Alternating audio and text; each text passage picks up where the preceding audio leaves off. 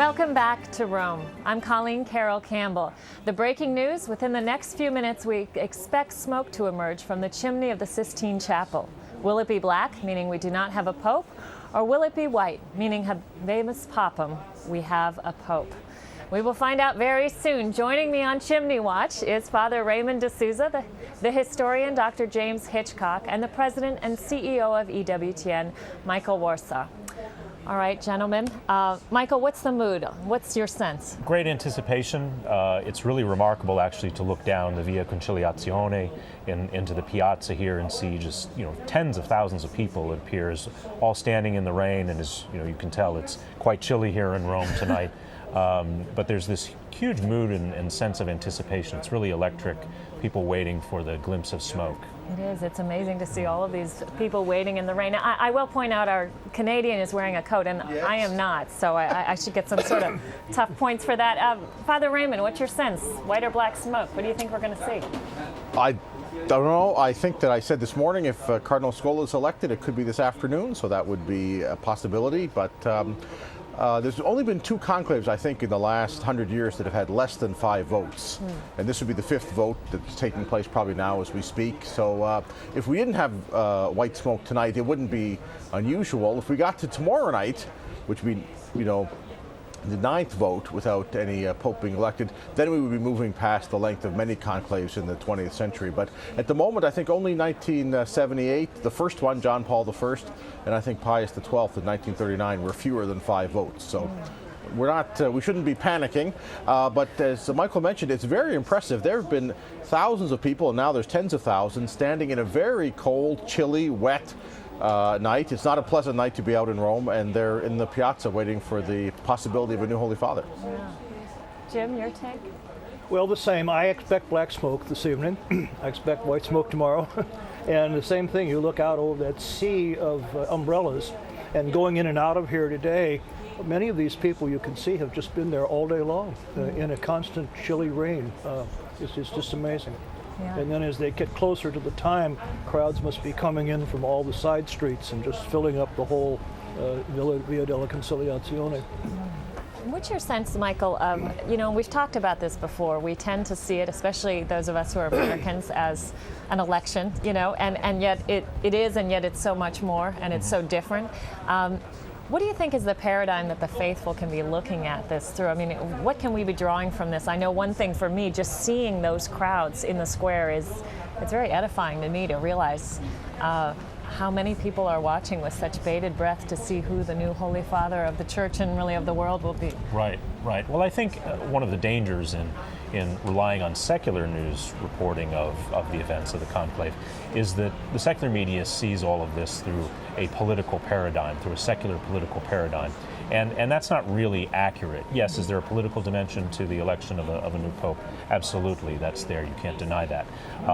But it's a spiritual moment in the church, and it's a moment when all of us are called really to pray, to ask for the intercession and inspiration of the Holy Spirit for the cardinals to guide them in their decision.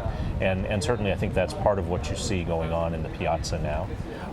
I was particularly struck yesterday in watching the cardinals step forward and taking their oath.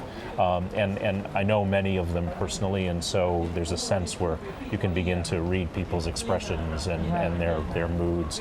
And you could see in the faces just the seriousness and the depth to which they were taking that oath so seriously, and I think having a sense of the great responsibility that they were about to undertake. So I think we have to always remember as faithful Catholics to keep this entire process not in a political context but in a spiritual context. The real weight of the moment. Well, as you will have seen all day, people have been standing in the rain in St. Peter's Square watching that famous chimney. Why? We're on holiday, actually. We've had it booked for a while, so it's a bit exciting that we get to be here during this time. It's not something we were expecting, so yeah, it's nice to be in Rome. I was sort of expecting that they wouldn't have a decision today, so I suppose it's a bit disappointing that we didn't get to see a selection, so hopefully in the next couple of days we get to see something happen. that would be good. It was really neat to be here and see the smoke, even though it was black. We want to see the white, but it's still very neat to be here when that kind of thing's happening. I was here for vacation, and I came on March 2nd and decided to stay a little bit longer because how could I leave the conclave? Of course, cameras are not allowed in the Sistine Chapel, so we've created a computer-generated explainer of what's going on behind those closed doors. Father Raymond, can you talk us through this? We need to see our, well, we don't seem to have our graphic up yet. So, oh, here it is, here it is. Can you see that, Father Raymond? So what we're seeing is a very nice computer-generated graphic of the Sistine Chapel. We're moving away from the Last Judgment towards the door through which the cardinals entered, and now they come in beautiful computer-generated animation. When they come in on the right-hand side, if they were to look over their right shoulders, they would actually see the famous fresco of the consignment of the keys, Jesus giving the keys to Peter. And then they make their way up to the main altar, which you see there, behind which is the great fresco of Michelangelo's Last Judgment. So then they take their side, their spots either side of the chapel. They're sitting in order of precedence. And then when the voting actually begins, they will write on their ballot. The Constitution that actually sets out the legislation for the conclave specifies the ballot that is to be folded over and what exactly they're to write on the ballot. And so they have the Latin phrase there, I elect as Roman Pontiff, Supreme Pontiff. They put the name on it, then they go up to the main altar, and then they will put the ballot into the chalice there, the urn actually. And when they do that, before they put it in the urn, they swear an oath saying, I call Christ, who will be Christ the Lord, who will be my judge, that I give my vote to the one who I think should be elected Roman Pontiff. So that's what goes on in inside the Sistine Chapel. After the ballot is taken, here we see the attendants helping to put the ballot papers into the stove, and then that produces the famous smoke that we're waiting for in just a few moments here, and everything is functioning very well, at least in the computer-generated animation. So that's at least one artist's view, as they say, in the world of architecture of what goes on in the Sistine Chapel. It's quite interesting, that oath that they take, that I call Christ the Lord who will be my judge, that I give my vote to the one who I think should be elected. That was introduced and specified because of a practice that took place in many conclaves, which was in the first ballot, or even the first or several ballots, cardinals would vote for someone from their country as a way of honoring a man of long service who would not particularly be electable, but as a sort of a way of honoring them inside the conclave. And when John Paul wrote the rules in 1996 for this conclave, he did several things that would eliminate the chance of a longer conclave. And that vote specifically says that I give my vote, that oath rather, to the one that I believe should be elected. So they're not supposed to cast a vote as an honorary sort of way of, bringing prestige to a particular candidate. So interesting. Jim, tell us, in terms of the length of a conclave, why is there this sense, because you often hear, well, they wouldn't want it to go on too long. We are probably going to see white smoke, if not tonight, tomorrow, because, is that a media-driven impulse? Is that something we're coming up with? Or is there a historical reason that long conclaves are sort of frowned upon? Well, long conclaves were always a bad sign. It meant, first of all, deep division. It probably meant dubious kinds of politicking going on. It often meant outside pressure being applied by governments and others like that. It sort of implied a kind of an unchristian spirit, of a dig in my heels, I'm never going to support that man, and probably leading to bad feelings after a while. So a shorter conclave implies they're reasonable, they're open to the inspiration of the Holy Spirit, they recognize that their own view may not be necessarily the correct one, they can see that there are several different, possibly well-qualified people, and I think all of that is implied by a shorter conclave. And just to remind you, we are here in Rome waiting on the smoke. If it's black, we know we have another day to wait to see our new Pope, and if it's white, we're off and running. So we're waiting and we're keeping an eye on that chimney for you. Michael, what's your sense of all of this history in terms of when you see that graphic explaining what's going on and you have this sense of the weight of the moment? Do you think the pressure for a long versus short conclave.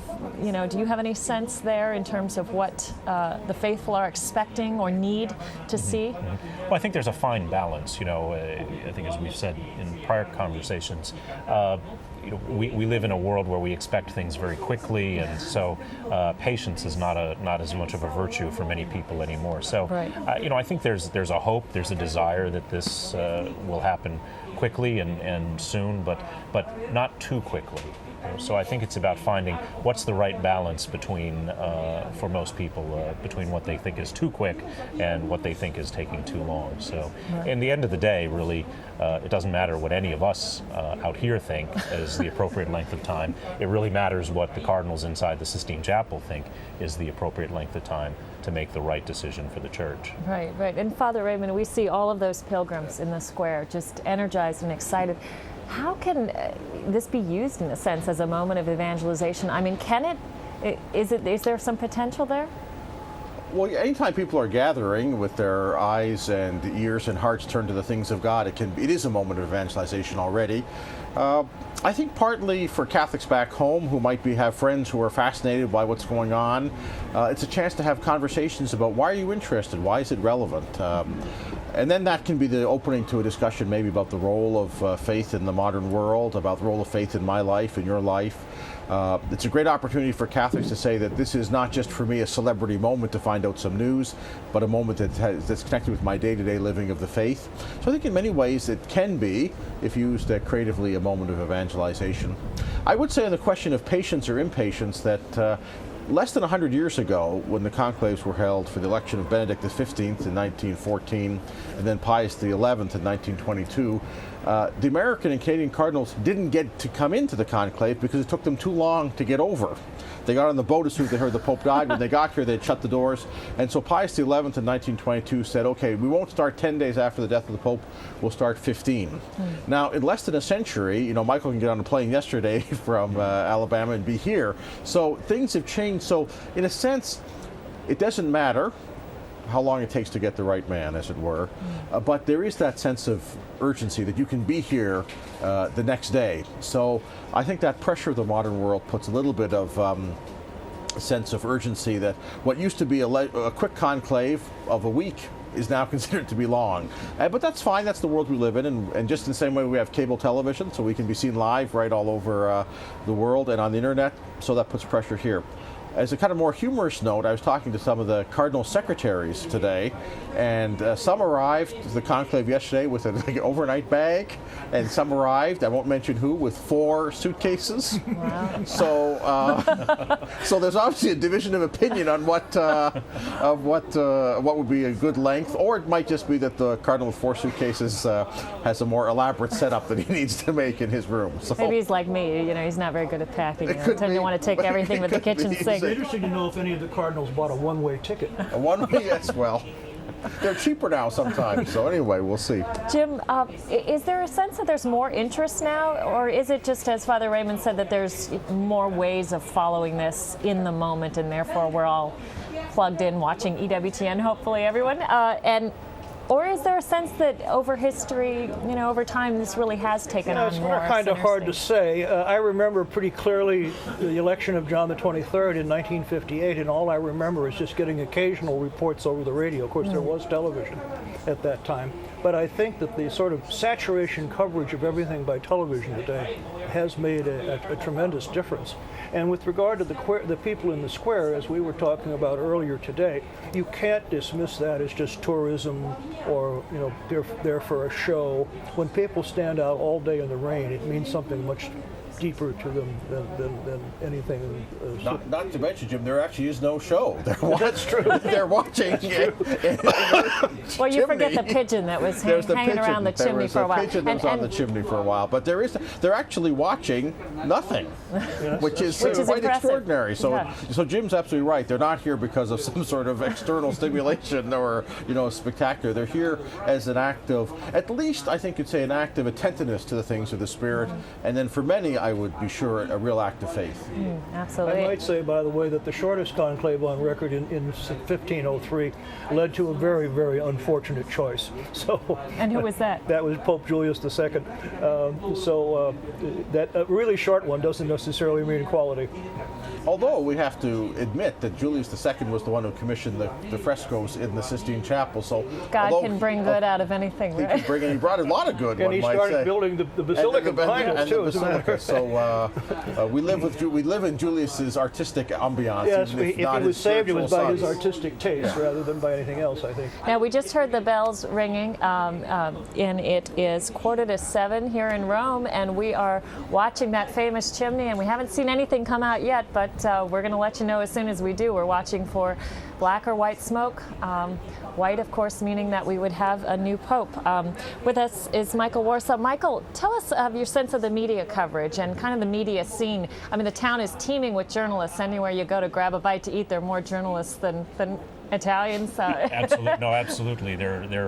It's incredible. There are people from literally all over the world covering this Right. As a story for their countries. Even here in our own studio facility, we're sharing the facilities with our Spanish-speaking brothers and sisters from one network. We've got some of our Japanese colleagues down the hall, some of the other American networks. So it's really being covered in a global way as a global story, which with each of these media outlets really focusing on maybe their particular cardinal or Right. their particular interest in the conclave, hoping that their Papapoli is going to be the one who maybe emerges on the balcony behind us. And how much stock do you put in the projections you read in secular reports over who's, because a few weeks ago we heard certain ones were the shoe-in, the front runner, and then their names drop off and we see new ones emerge. Do you think the information gets better, or do you think it's just a horse race thing? I think it's in many respects is a horse race that's being created by the secular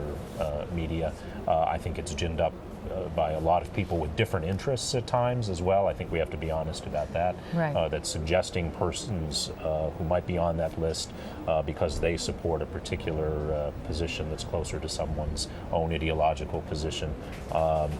So I think those lists come from many different factors in many different areas. So I don't think we can put too much faith in them in the whole.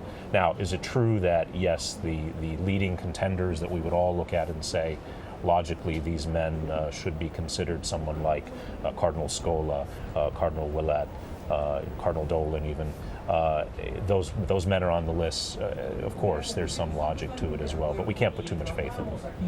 And Jim, historically, looking at these front runners versus the ones who sort of seem to come out of nowhere, I think one interesting example is John Paul II. I mean, those of us who grew up with him as the Pope, he seemed to always, of course, that would have been the Pope. He's such a talented, brilliant man and so holy. But really, he emerged when two front runners were sort of deadlocked, didn't he? And how often do the front runners turn out to be the men who wind up standing on that balcony? Well, there's an old saying, he who goes in Pope comes out Cardinal, but that's not really quite true. Paul VI was clearly the favorite. Benedict, I think, was pretty clearly the favorite. Pius XII was clearly the favorite. As more often than not, I think the favorite does succeed. The case of John Paul II was a little bit odd, of course, because of the speedy death of his immediate predecessor.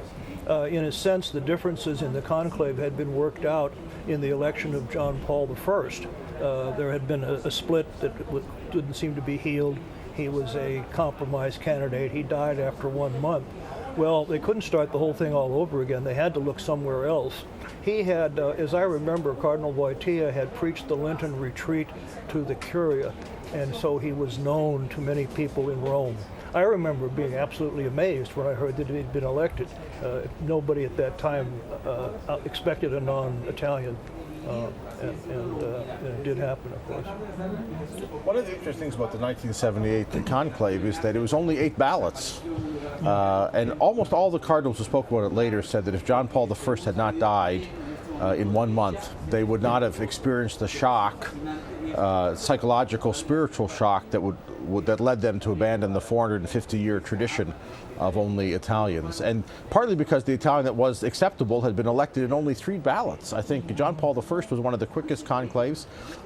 In 3 or 4 ballots he was elected, and so they already had a front runner or an easy consensus candidate, and then he died after only a month. I think it was a split that year between Cardinal Siri of Genoa and Cardinal Benelli of Florence, as I remember. And then when they came back in October of the same year, they decided, okay, we can't choose one or the other, and what did God intend for us to learn from this 1-month papacy? And then once they decided they could go outside Italy, it actually was very rapid. It was very clear who it was going to be, and I think only a matter of 2 or 3 ballots sort of post that decision that we're going to go outside of Italy. So even in that extraordinary conclave of 1978, if you had asked people who would be a non-Italian pope, many would have answered Wojtyła at that time. The thing was, no one thought in 1978 that maybe that was going to happen. So. And we'll see. Do any of you think there's someone in this conclave, that we haven't even mentioned his name, others haven't mentioned it. I mean, do you expect a dark horse possibly candidate? I think I've said it at times in other interviews, that perhaps there could be a surprise, that perhaps we could all be surprised as we were in 1978, that the circumstances could be such that when the name is announced, it's someone who none of us focused on and a name that we hadn't heard before. I think that's always a possibility. Is it likely? I doubt that, but it's certainly a possibility. I think that with this blanket news coverage, there aren't any dark horses. probably just about every conceivable name has been floated at one time or another. So I wouldn't be shocked probably at anybody who emerges.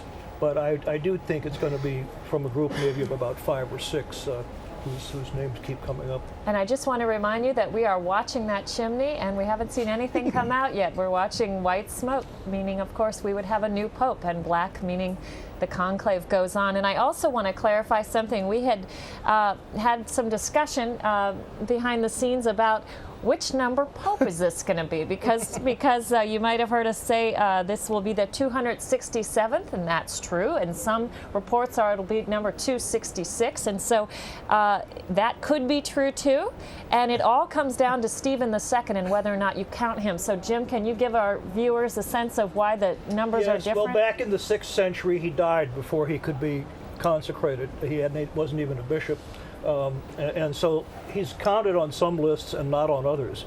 Now the fact that another pope took the number of Stephen III seemed to me to imply that Stephen II was a legitimate pope, but I guess it's a matter of opinion.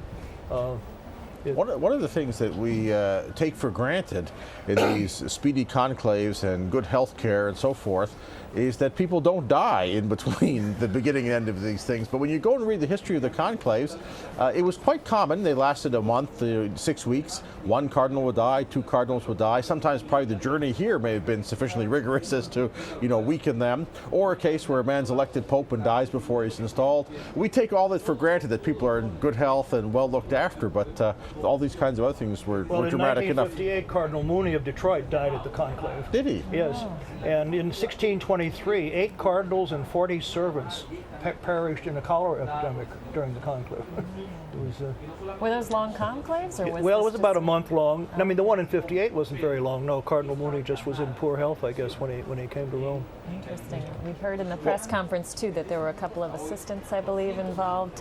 What Father Lombardi said today, because so Father Lombardi, God bless him for his good work, he's got to hold a press conference on a day where nothing has happened.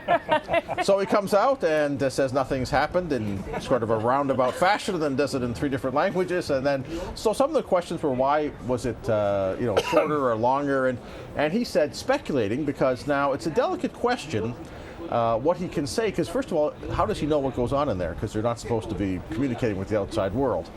He did say that the smoke last night, which was prodigious, didn't affect the frescoes or the health of the cardinals. So I think he was probably just guessing at that, because I don't think he's supposed to know what's going on. But anyway, he did say that he said that it was probably the case that all the cardinals were in good enough health to be in the Sistine Chapel, because there's a provision for those who are too ill for some reason to go from the guest house, the Domo Sancta Marta, over to the Sistine Chapel, which is not far. But if they can't get there, they're allowed to vote, and then somebody is designated to come, or a delegation actually to come and collect their ballots. So if there had been cardinals who were sick and had to vote from their bedrooms in the Domo Santa Marta, it would take longer because somebody would have to come over and go back with their ballots. So he said the fact that it was quicker this morning than expected probably meant that that everybody was present in the chapel. So Cardinal Wuerl of Washington is attending a second conclave because he was present at the conclave in 1978 as an attendant to the infirm Cardinal Wright.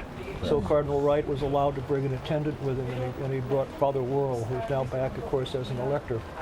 you can bring, if a sick cardinal is allowed to bring a personal assistant. Cardinal Baum from Emeritus of Washington had Monsignor Bart Smith from Washington as his attendant. And I think there are two cardinals. One is in a wheelchair, or was in a wheelchair actually for the procession. I'm not sure if he uses it all the time. And I think there was another one who had an attendant to help them move around. So. Michael, any speculation what it must be like to be in that Sistine Chapel? None of us know, of course, but just what that wait must be like, trying to make this decision, or waiting to see what the decision of your fellow elector cardinals might be? Sure, I would think it has to be in some ways overwhelming. Right. You know, I think it's the weight of that and the weight of that responsibility has got to be an awesome thing for the cardinal electors.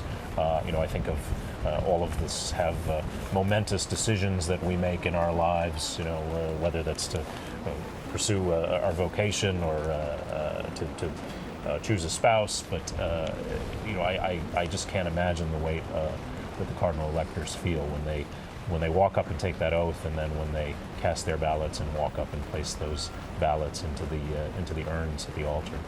I think there's also a very personal dimension that strikes me this time that I didn't understand in 2005, just because I've done more interviews and spoken to more cardinals, is that there's only 115 of them in there. They work together in many ways, so many of them are friends with each other. Mm-hmm. And most likely you'd cast your ballot for someone who you esteemed and had maybe even affection for, though it's not required. And so there you're into a kind of I think, odd territory psychologically, spiritually, fraternally, in that you're voting for a man, you say, this man would be good to lead the church, but maybe I like him. Maybe he's a friend of mine. And what a terrible thing for him to never be able to go back to his hometown again, never to be able to live an ordinary life again. That maybe our friendship will never be the same because we can't go on holiday or, meet so often to discuss things. So I realized that this time around in a lot of the pre-conclave interviews that these men know each other and there's real bonds of brotherhood and friendship there. So in addition to the weight of choosing on behalf of the church a new universal shepherd, there's that, I think, fraternal dimension is, what am I about to do to a man who's a friend of mine, or at least a brother in the college? And that, I think, would also weigh on someone to realize that we're going to change this man's life forever in a way that he may not want. It's almost 7 o'clock Rome time, and we still have not seen any smoke, white or black. You can see all of those folks have been waiting in the square in the rain on a very chilly night. Even I succumbed and brought out my coat. So the rain's coming. It's stronger. It's heavier. The rain. I think Michael's getting someone is back there. I know I am.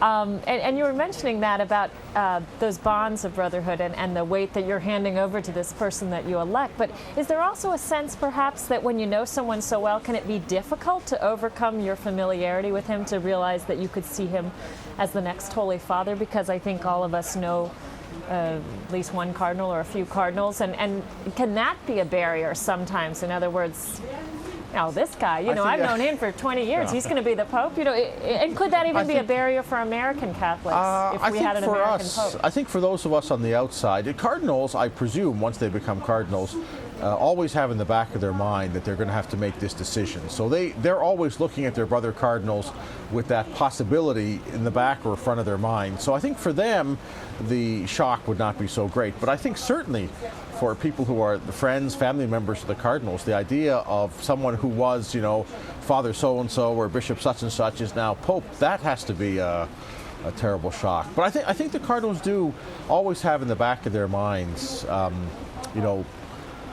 who might be a candidate. And one of the reasons that might factor into this conclave, I'm not sure how, is that 24 of the cardinal electors have been cardinal for less than a year, or just over a year, from February of 2012, and some of them, just 6 of them, just from last November. So in a certain sense, they may be more susceptible to that because they haven't had, they haven't been thinking about this question for 5 years, 10 years, 4 years, or what have you. My favorite conclave story was 1740. It was a deadlock.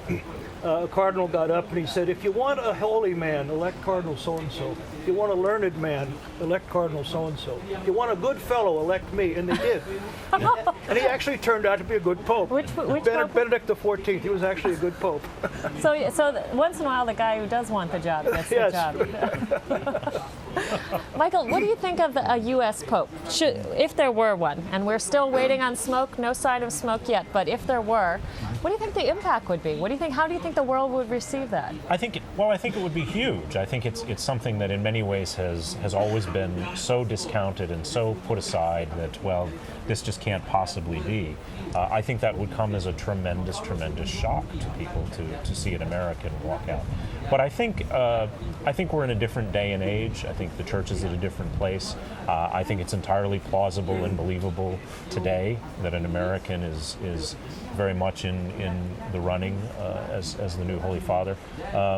So I think it would take some getting used to, certainly.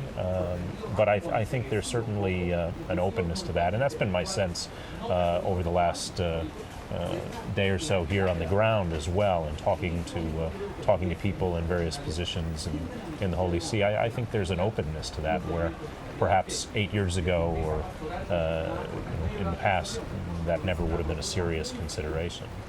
And Jim, from a historical perspective? I think there was a time when people thought the American church was immature and Americans weren't up to the complexities of the office. I think that's passed.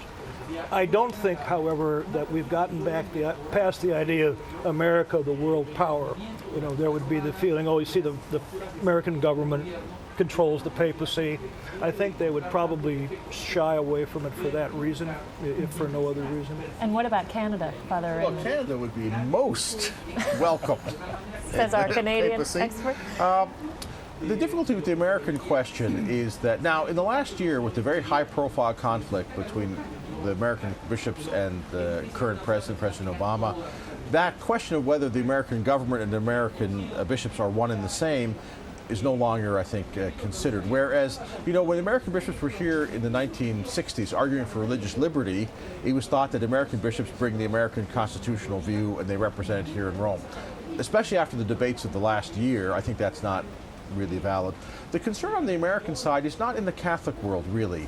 If you talk to Catholics, as Michael was saying here, I think Catholics around the world would be very either pleased or indifferent to have an American pope. But I think the cardinals are worried about outside of the Catholic world, which is principally the Islamic world and the Arab world, Persian world, South Asian world, where there is ongoing religious persecution of Christians, not only Catholics, in countries like Pakistan, Saudi Arabia, even in Egypt, not so much by the government, by private agencies. So an American pope, when there's daily in the media and culture of those countries fomenting agitation or hostility towards the United States, and you have Christians who are in vulnerable situations, Catholics, that is not going to bother Catholics in Italy or in Colombia or in the United States or Canada, but I think that would be in their minds. It may not disqualify an American, but that would be in their minds, not so much in the Catholic world, but how would some of the more fragile or inflammable parts of the non-Catholic world, non-Christian world react? Because that's a daily reality. We have tens of thousands of people standing serenely in the rain here waiting for a new pope, but there are parts of the world where even tonight, if you were to gather a group of 10, let alone 10,000, to watch for this news, you might be exposing yourself to danger. And the cardinals, I think, are very much aware of the fragility of those Christians who live in situations of real persecution. And whether an American pope would make that better or worse, I don't know, but I think they would think about it. And Jim, what's the perspective in terms of this whole, as Father Raymond mentioned, this idea that if America is still perceived as a superpower, it would be too problematic to also have a pope who's American. What are the roots of that historically, and how much do you think they still do resonate today? I mean, from your perspective. I think it's probably fairly great. Maybe I'm underestimating the sophistication of much of the world's population, but people who really, don't know too much about world affairs in many of the countries that Father mentioned, and they know the United States is the great dominant superpower. Oh, okay, now they're controlling the papacy. You see, that seems to me would be a very possible reaction. And is this stretching back to Avignon days, or when historically did this become kind of a template of well, of course, the question of political control over the papacy goes way back, and it comes up in many different forms. This is a unique form today, I think, with regard to the United States. I think, relations between the United States and the papacy weren't terribly good until probably after World War II. I think, and the United States was not clearly seen as the world superpower until after World War II either. So I think the present situation we're talking about dates from that. I should mention, since you brought up the question of political control, in 1903, the cardinals elected the papal secretary of state, whose name was Rampolla, and John Paul II's predecessor, the Cardinal Archbishop of Krakow, got up and said, "I veto this in the name of the Emperor of Austria, Franz Joseph," and it worked because he had the right of veto. And they then turned and elected Pius X, who becomes the first saint since the 16th century. And he abolishes the power of veto. But there were governments that actually could veto the election of a pope, and sometimes did so, and as recently as 1903. On the historical question, though, it's very interesting. In here comes the cheer from down below. So if they're cheering, there's... Looks black to me. I don't know. What do you think? Oh, they are really cheering. I don't know. It's gray. It's white. It's white. It's white. We have a pope. Is it white? Habemus Papam. We have a pope. Holy cow. Here we go. We have a pope. And look at them cheer. Wow. They're going crazy. Look at, there it is. That's white. Fooled us for a second, but no longer. We have a pope. And that's a joyful crowd down there. Those good people who's waited all day. Habemus Papam. Well, one of the first things we have to talk about is, what's your reaction? Let's go to you, Michael. My heart is pounding. Honestly, I'm actually overwhelmed seeing this. Yeah. We hear the bells Here now. they go. It's absolutely surreal in the fact that this has happened now. It's an amazing time to be here. Father Raymond? It's astonishing, it's a very emotional moment, but again, the conclave of 2005, it was the day after the Mass of the election of the Pope, and so twice in a row now we've had an election on the second day. This 4 ballots for Pope Benedict and now 5 ballots for his successor. Wow. So now all over Rome, the 10,000 or so who are in the square are going to be joined by many more who are running across those slippery cobblestones to be here for a historic moment. Jim, your reaction? I'm sure nobody in our audience heard me say a little while ago that it wasn't going to be tonight. Well, it fooled us, all of us. And that smoke, when it first comes out, isn't completely clearly anything, but very quickly from the cheers we knew. Here go the bells. Any sense of what's going on in the crowd? As you said, everyone's going to be flooding into the square. It's a moment where you really feel the power of the prayers in the universal church, don't you, Michael? Absolutely, and I would imagine now that the news is now reaching the world, reaching the city of Rome. As people begin to hear the bells, I think we'll be seeing people running from wherever they are in the city to be sure they're here to hear those words officially, Habemus Papam, from the balcony behind us. It's such a joyful moment. You just feel that sense of joy and exuberation. Jim, as a historian, what do you think is that palpable joy that we feel every time this happens? It never really loses its thrill, does it? Yeah, it's something that you have heard about so often, but to actually be here and see it. Yeah, it's a touching moment. And you, as a pastor, what is it like to be here? Well, one of the things that for priests especially is that once the Pope dies or abdicates, you don't have that name in the prayer every day. And, within a few minutes, we'll know what name we have, and the Mass will return as we like it to, with the chief shepherd of the flock back at his usual place. So I'm sure here it's evening in Rome, so most of the Masses have been said, but there'll be some. But there are parts of the world where, it's just before noon, and the priest will come out for the noon mass, and he'll have a new name to insert in the Eucharistic prayer. So I it's wonder a great moment. realistically how much time will elapse before they will make the announcement. Yeah, I don't know. Do you have a sense historically what it took? No, I what don't. happens from here on out? It's about an hour, 45 minutes to an hour from the moment that the Pope is elected. So what We're happens actually is being that told 45 minutes. 45 That's the minutes, yeah. latest thing we've heard. so the ballots are counted. There's obviously 2/3. The senior cardinal, which this year is Cardinal Giovanni Battista Re, goes to the new Pope and says, "Do you accept your election?" It's in Latin. And the Pope says yes or no, but if he says yes, then immediately, with not even 5 seconds to think about it, he's asked, "What name will you call yourself?" And then he gives his name, and then from that moment, the cardinals, there's a moment of sort of informal, if you want to say, embrace or good wishes. Then he goes and changes into his white vestments, returns to the Sistine Chapel, and then will be greeted by the cardinals. The formal sort of obedience of the cardinals doesn't take place in the way it used to. And then this time what's different is that as he makes his way to the balcony, he's going to stop at the Pauline Chapel for a moment of Eucharistic adoration, and then he'll be announced on the balcony. So We just want to remind you what just happened. We saw white smoke from the most famous chimney in the world, and we have a new Pope.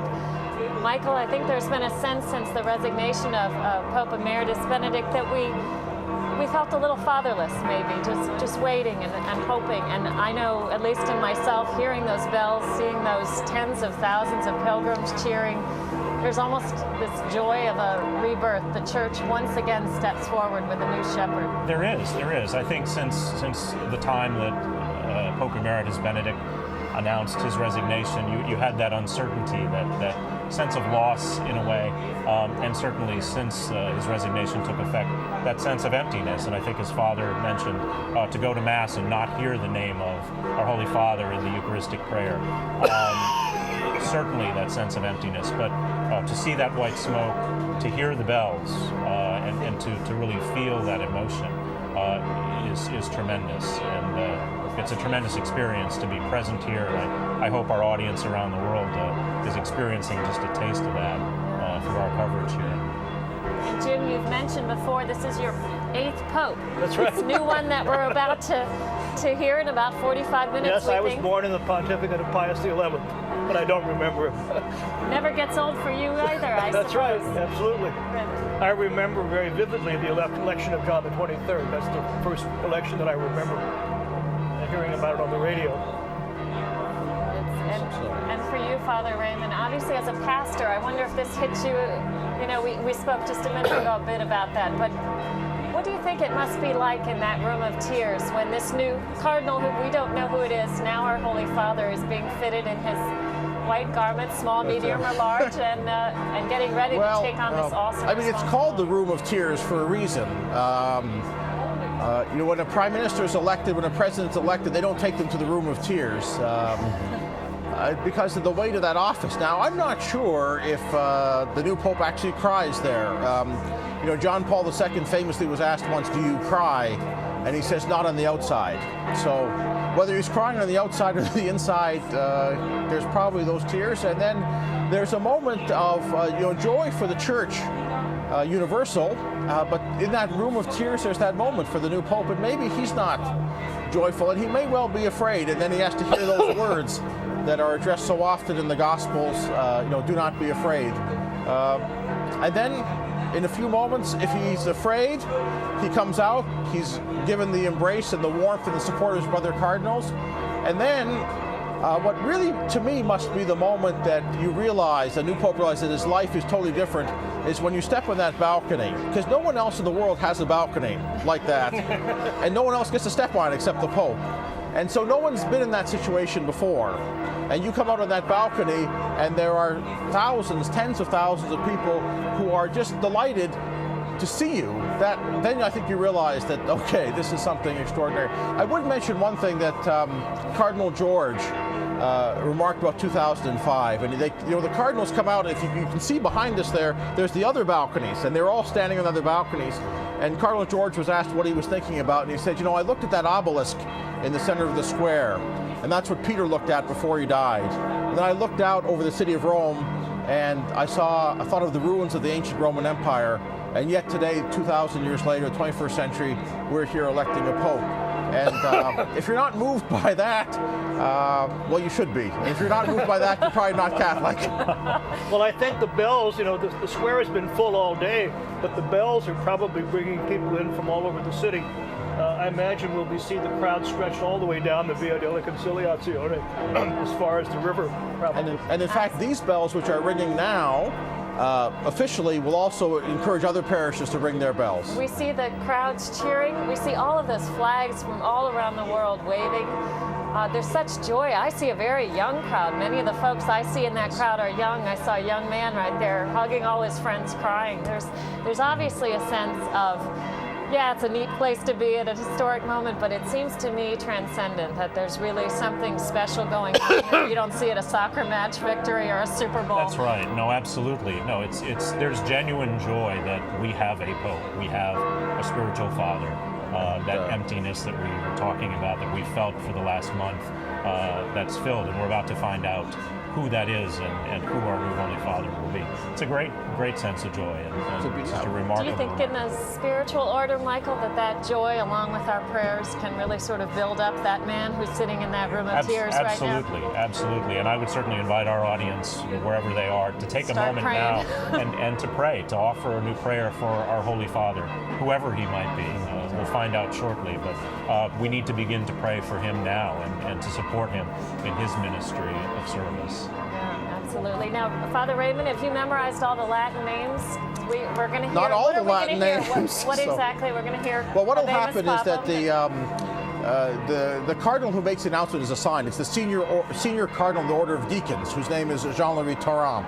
Now, the first thing we'll know, if it's not him, if somebody else comes out, it means that he was elected. But so that's the easiest thing.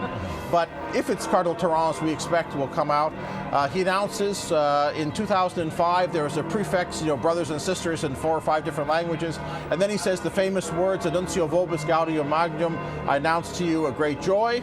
Habemus Papam, we have a pope. And then he begins the formal title in Latin, which begins the most eminent and most reverend Lord Cardinal. And then he says, or he'll say Dominum, and then he gives the first name. Now the first name is always translated into Latin. Right. So for Karol Wojtyła it was Carolum. For Benedict it was Josephum.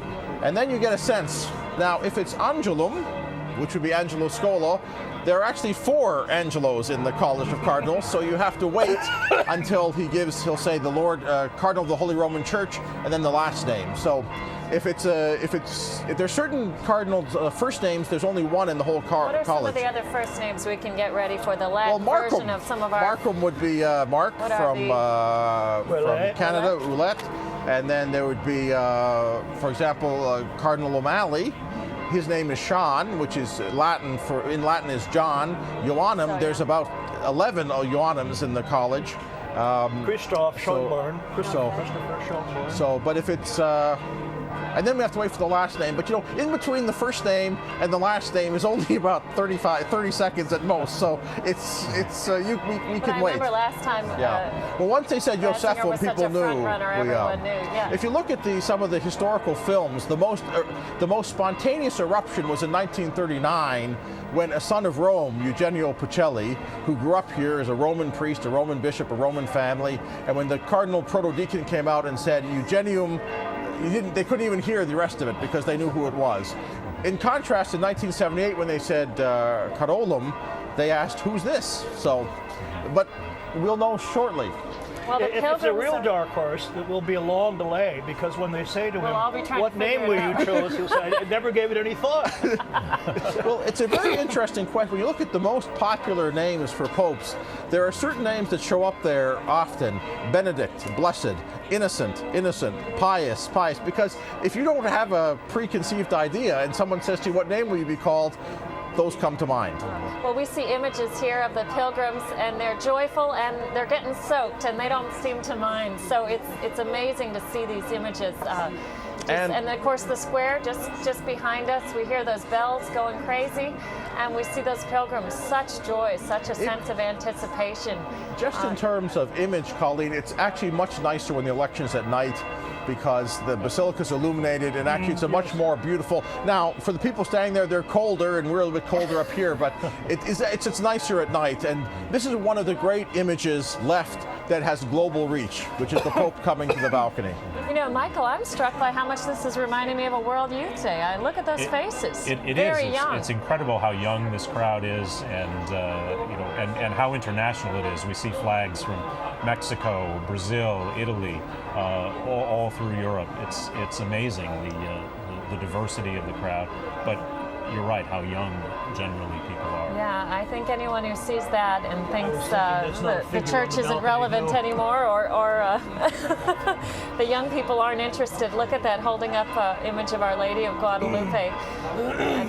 Do you see, Jim, what's your sense in all of this as we wait for this and the historic import of this moment? Do you think those in the crowd have that sense of that? Is it something, is this the kind of thing you think could grab a young person now at this moment? Well, I do think it is. Interest them possibly for life. This could be you raised the question earlier, is it a possibility for evangelization? And as Father said, it certainly is an entree. I would think this would be a memorable experience. Now, what you do with it, of course, is another matter. You know, if you go home and forget about it and say, oh yeah, I was there. But I mean, it could be for many of these people the beginning of taking their faith very seriously in a way that they never did before. And Father Raymond, we heard a story just from David Ewing's wife the other day, Jenny, how the death of John Paul II and the election of Pope Benedict XVI was for her a turning point in her faith. Coming back into her faith. Well, there's no doubt that those days after the death of John Paul II were actually, in the whole history of the world, a spiritual high point. So we didn't have that, and likely will not have that ever again. That was a unique moment. But any time where you turn your attention to the things of God and ask yourself, why is this important? Why am I interested? You know, why do I, for some young person who maybe doesn't think much about God at all, why am I eager to watch and find out who some man I've never heard of until yesterday is now the Pope? And that can spur in oneself a re-examination. And then, of course, these are days of grace. We have to remember, as Christian disciples, as Catholics, when we pray, we believe those prayers have an effect. So this massive eruption is not the right word I've been looking for, but massive sort of fusion of prayers going up to heaven from all parts of the world. That marvelous initiative with over 400,000 people signing up to adopt a cardinal. All those prayers the Lord uses for what are the graces most needed. And so those prayers for a new pope, that takes place, but those prayers aren't sort of limited to that. So their own souls will be touched. Surely, not just by the new Pope and what he says, but by all the people who've been praying in these days. And consider all those people who may have gone to a holy hour for the new Pope, or gone to Mass during the week for a new Pope, or had their children pray a few Hail Marys at bedtime for a new Pope. All of that, the Lord uses. And we're going to find out in a few minutes the specific instrument who he's going to use, but we shouldn't forget that this whole period of the Sede Vacante, the Masses, the prayers, that's an instrument of the Lord's grace as well. We already see Viva il Papa from the crowd. We see so many flags from different nations reminding us of what a universal banner church. for Walsh University. I don't know where that is. I don't know where it is either, but boy, they got some Ohio, good actually. PR. It's in Ohio, it should all right. be in pointed Ohio, out that in Canton, Ohio, actually, or just outside Canton, Ohio, the home of and birthplace of Mother is that Angelica. right? Oh, well, there you go. that's- Maybe that's Mother how. Angelica's hometown represented here in Wow. Very good. Well, St. Peter's. just in terms of what Father Raymond was saying about those holy hours, I know that the parish near where I'm staying, and I've mentioned this before, they're having a adoration around the clock since the conclave began, actually since before the conclave began. And I stepped in there again just this afternoon on my way over here and was so impressed. Again, a lot of young people, and just seeing people from all different walks of life coming before our Lord in the Eucharist, you know, praying for the cardinals, praying for their decision, praying for what's happening here. Sure. Do you see that sort of signs of that mini springtime, in a sense, just from the events of the past month in the States and also here in Rome? Oh, I think so. And I think not just in the States, but globally. I think that outpouring of prayer has been tremendous. It's been very visible. There have been lots of networks that people have built up, across many lines, reminding people to keep this in prayer. And So I think that outpouring of prayers from around the globe has been tremendous, and will be, I think his father's saying, just a tremendous support to whoever it is who walks out on that balcony as the successor of Peter. We have to remember that Benedict, at his last audience, or maybe at one of the last Angelus, but regardless, one of his last addresses, he said, "I thank you for your prayers, which," he said, "I have physically felt sustain me." And one can say, "I know people are praying for me, and it consoles my heart, it strengthens me, it gives me courage." But he said, "I can feel them almost physically." Wow. The new Pope, in a few minutes, is going to have a physical experience, the likes of which he's never had before. Literally standing before this enormous throng with the Colonnato of Bernini reaching out to the whole world as the great symbolism, and he's going to speak to the city and to the world. He's going to have that physical experience in a rather overwhelming way. But the prayers will also sustain him. And it's a nice image that we have, that prayers sustain you almost even physically. Now we have images of when that smoke first emerged, went from black to white. Let's look at those once again. Joyful and historic moment. Have we got it there? Okay. Colleen, you were very quick to identify it as white. I was waiting. It fooled us at first, but I could tell from the black. screams of the crowd we had something on our hands. So now we are just watching a joyful, exuberant, very young, and very universal crowd celebrating this amazing moment, and celebrating it in the rain. And I can assure you it's quite cold here, and they don't seem to mind. So really an exciting time to be in Rome, an exciting time to be a Catholic. And an exciting time to be anywhere in this world as a Catholic, watching to see who our new Holy Father will be. Are any of you going to venture a guess now, as we're only 30 minutes from the big announcement, or are you going to play it safe? I just have to say what I said before, and I said that if it's Wednesday afternoon, it would be Cardinal Scola. So that's what I expect, but we'll see. I agree. Jim, you're going to go with him? And Now we Michael, should point out. I don't have the temerity to enter a guess at this point. I'm going to wait to see who actually walks out. Well, Michael might be the one to ask, because he only arrived last night, so he must have known something the rest of us have been here for a week and a half. That's true. You came in right at the right time. Didn't know. I He did. knew exactly. Yesterday, walking in front of St. Peter's Square, Monday, I looked up and I saw they have that window there, the famous doors, Right. and they had the drapery all put, and I thought, well, they got that in place, early. And then I thought, well, it's possible they could need it tomorrow or Wednesday, and so yes, it would have been quite foolish if they hadn't got it in place and it's ready to go on just the second day of the conclave. Not even really, actually, 24 hours, exactly like Benedict. But Benedict was 4 ballots, and this was 5 ballots. Jim, Well, just to be very technical about it, we're naturally expecting them to announce a member of the Sacred College. They're not obligated to tell us a bit about that. Who exactly is eligible to be elected? just about any baptized male. There have been popes occasionally who were not priests and then had to be ordained and consecrated bishops. As recently as 1831, there was a pope who was not a bishop. Excuse me, Jim, we hear some real cheering, but maybe that's That's just general enthusiasm. that's just more. Okay, never mind. No, you that's go right. ahead and continue. But it sounds there has been. I can't remember who the last non-cardinal was, but they're not obligated. No. It's also very complicated because all cardinals now, at the present moment, are bishops. But fairly recently, there have been cardinals who were not bishops, like the American theologian Avery Dulles, for example. There were even lay cardinals occasionally in times past. But they could decide to elect the bishop of Sioux Falls, South Dakota. That would take him a little while to get here, probably. Well, that's why we know that it's one of the cardinals, because if they had to go and ask somebody, they wouldn't have been so quick. If they had the nuncio from Washington driving desperately through South Dakota, we would have taken longer than 24 hours. So I think we'll say it's one of the cardinals. well, we're hearing the crowds cheering. They're still just kind of spontaneous cheering at this point. Just excitement because we just saw the white smoke not too long ago, and we expect to see our new Holy Father emerge on that balcony Colleen, fairly soon. Can I usurp your role? And if Michael won't be bold enough to give us a prediction of who it's going to be, tell us what name, Michael. Or do you have a favorite name? Well, Michael the First. That would be wonderful, but I don't think it's that. I actually have secretly been hoping for John Paul III. Okay, so Interesting. To You don't have to be continue secret the about it. tradition. So What about you two? I'll go out on a limb and say Benedict XVII. Well, I would fervently hope not Benedict the 17th, because I think we'd be very confused when we said Benedict if we're talking about the Pope or the Pope Emeritus, and for journalists would always be that's a good we point. would be confused. That's a good point. John Paul was the Pope who changed my life, but the one I admire a lot is Leo the 13th. My field is economics and theology, and he was a very important Pope in that regard.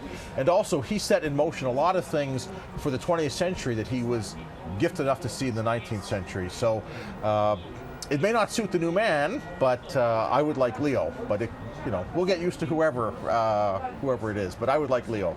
Jim, does the brevity of this conclave signal anything, you think, to the church or the world in terms of any surprise? Well, of course, it would depend on who it is, but I think it does tend to show that they take their work very seriously, and that they probably went in with very clear ideas about what they wanted, and that they had probably done a very good job of evaluating the various possibilities, and were able to arrive at a decision, therefore, quickly. But of course, who knows? Well, this is going to be an exciting moment. Obviously, the new name. What else are we going to find out? Are we going to see much of the man, Father Raymond? I mean, just kind of the basic papal wave and goodbye, or what do we expect? Well, we don't know actually, because the tradition had been appearance on the balcony and simply a blessing. In Latin, the Urbi et Orbi blessing, but just a blessing. It has a bit of a preamble prayer to it, but basically a blessing invoking the intercessions of Peter and Paul, blessing the city and the world. John Paul changed that. John Paul II changed that because he gave an address, the famous address in Italian, where he said to the people that the cardinals have elected a pope from a faraway country, but always near in the faith that unites us. And then he said to them those beautiful words, that beautiful phrase of affection and joking. He said that I don't know if I can express myself well in your, and then correct himself, our Italian language, because the first non-Italian pope in such a long time.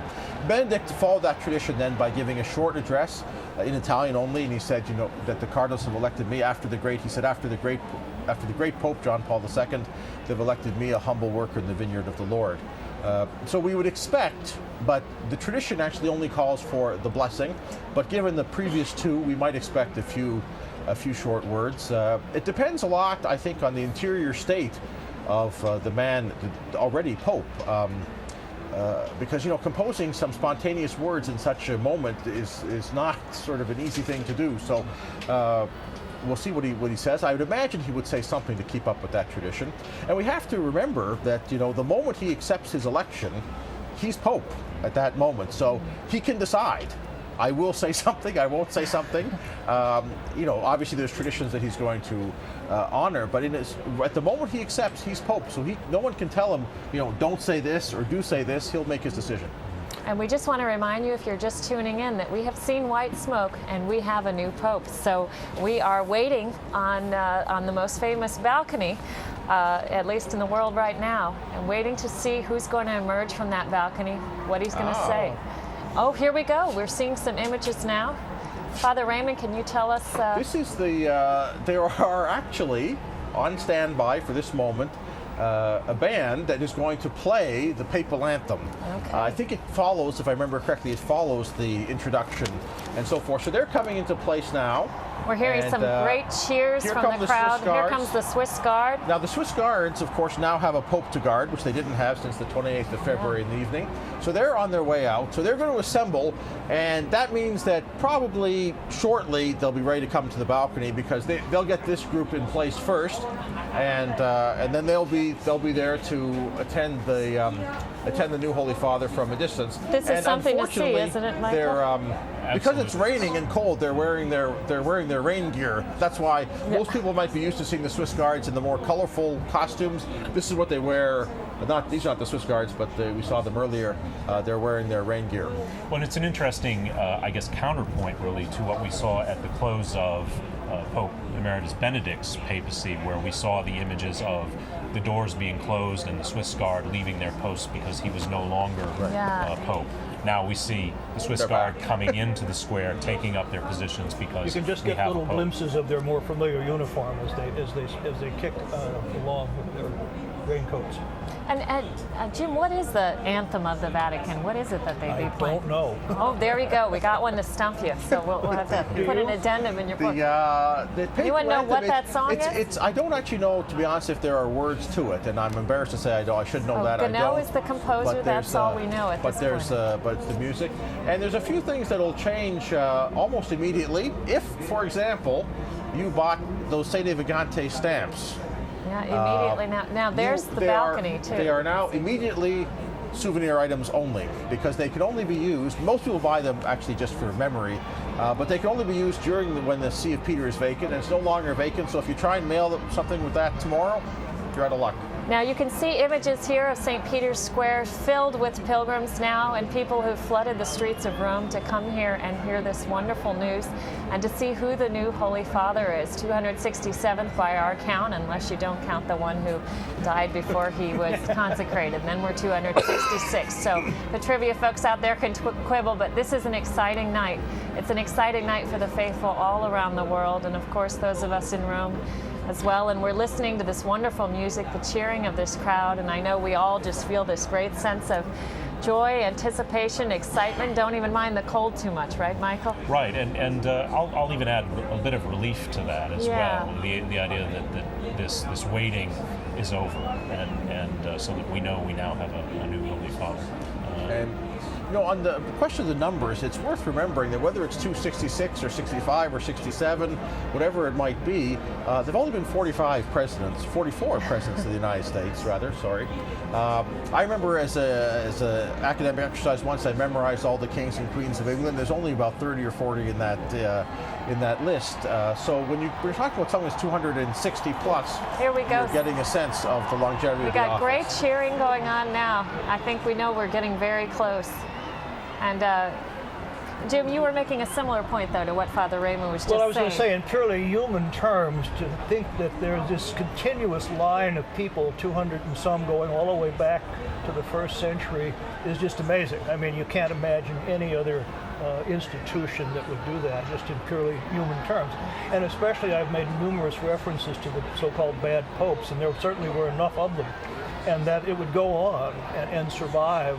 People who you might say almost deliberately set out to sabotage it is itself incredible. It's incredible, and it's incredible to be here at such a historic moment.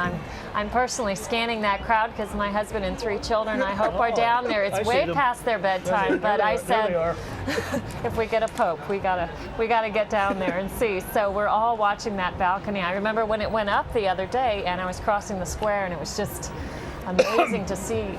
I've sensed such an energy in this city. I don't know what you've been seeing or feeling, Father Well, there is Raymond. that excitement that people come for something, and that's the great evangelical opportunities to say that what have they come for? Here's And another band. one of the great important things to take away is that they haven't come just to see. No one gathers in this kind of a focused and attentive way for just the succession of one head of state of another. Right. Although the Pope is a head of state, they come because there's something. They've come for something, and hopefully the evangelical challenge is to say they've come for someone. And the someone they've come for is the Vicar of Christ. And if you're a vicar, it means you represent somebody. And so who they've come for is the Vicar of Christ, and hopefully they might go back, having encountered Christ, the Lord Jesus himself. So. And the band we see is the Italian Police, and I think that's the band that we're seeing coming in. And that's who we're watching right now. So we had, I guess, first the Vatican contingent, and now we've got the Italian Police. This is quite pageantry that they sort of pull out. I guess they've got all of this planned. They've had 2,000 years to get the traditions in place, but still, I'm impressed. The Italian Navy. Well, we see these bands actually. The Pope gives a formal Urbi et Orbi blessing twice a year, at Christmas Day and Easter Sunday. And as part of that address to the city of Rome, and to the world, these bands are there. They're present in the square. People don't usually take great notice of them. And this is a formal Urbi et Orbi. He's blessing the city and the world. And so that's why they're part of the general protocol for those twice yearly Urbi et Orbis, but today's its own Urbi et Orbi. And we've got the Italian Armed Forces Band as well, so that's who we're Yes, seeing. we saw the here as Navy well. marching in before. Okay, Not with a band, but they had gang's their all rifles here.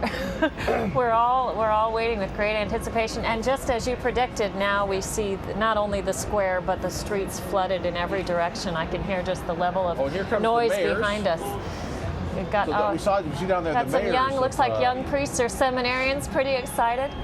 The seminarians get an advantage because they're usually faster than the old priests, and they run down there and they don't wait like John waited for Peter to enter the tomb. They just go and take the best places up at the front. I know when we were at the NAC the other day, we ran into Deacon Charlie Sampson, who was on this program recently, talking about his hopes for the new papacy.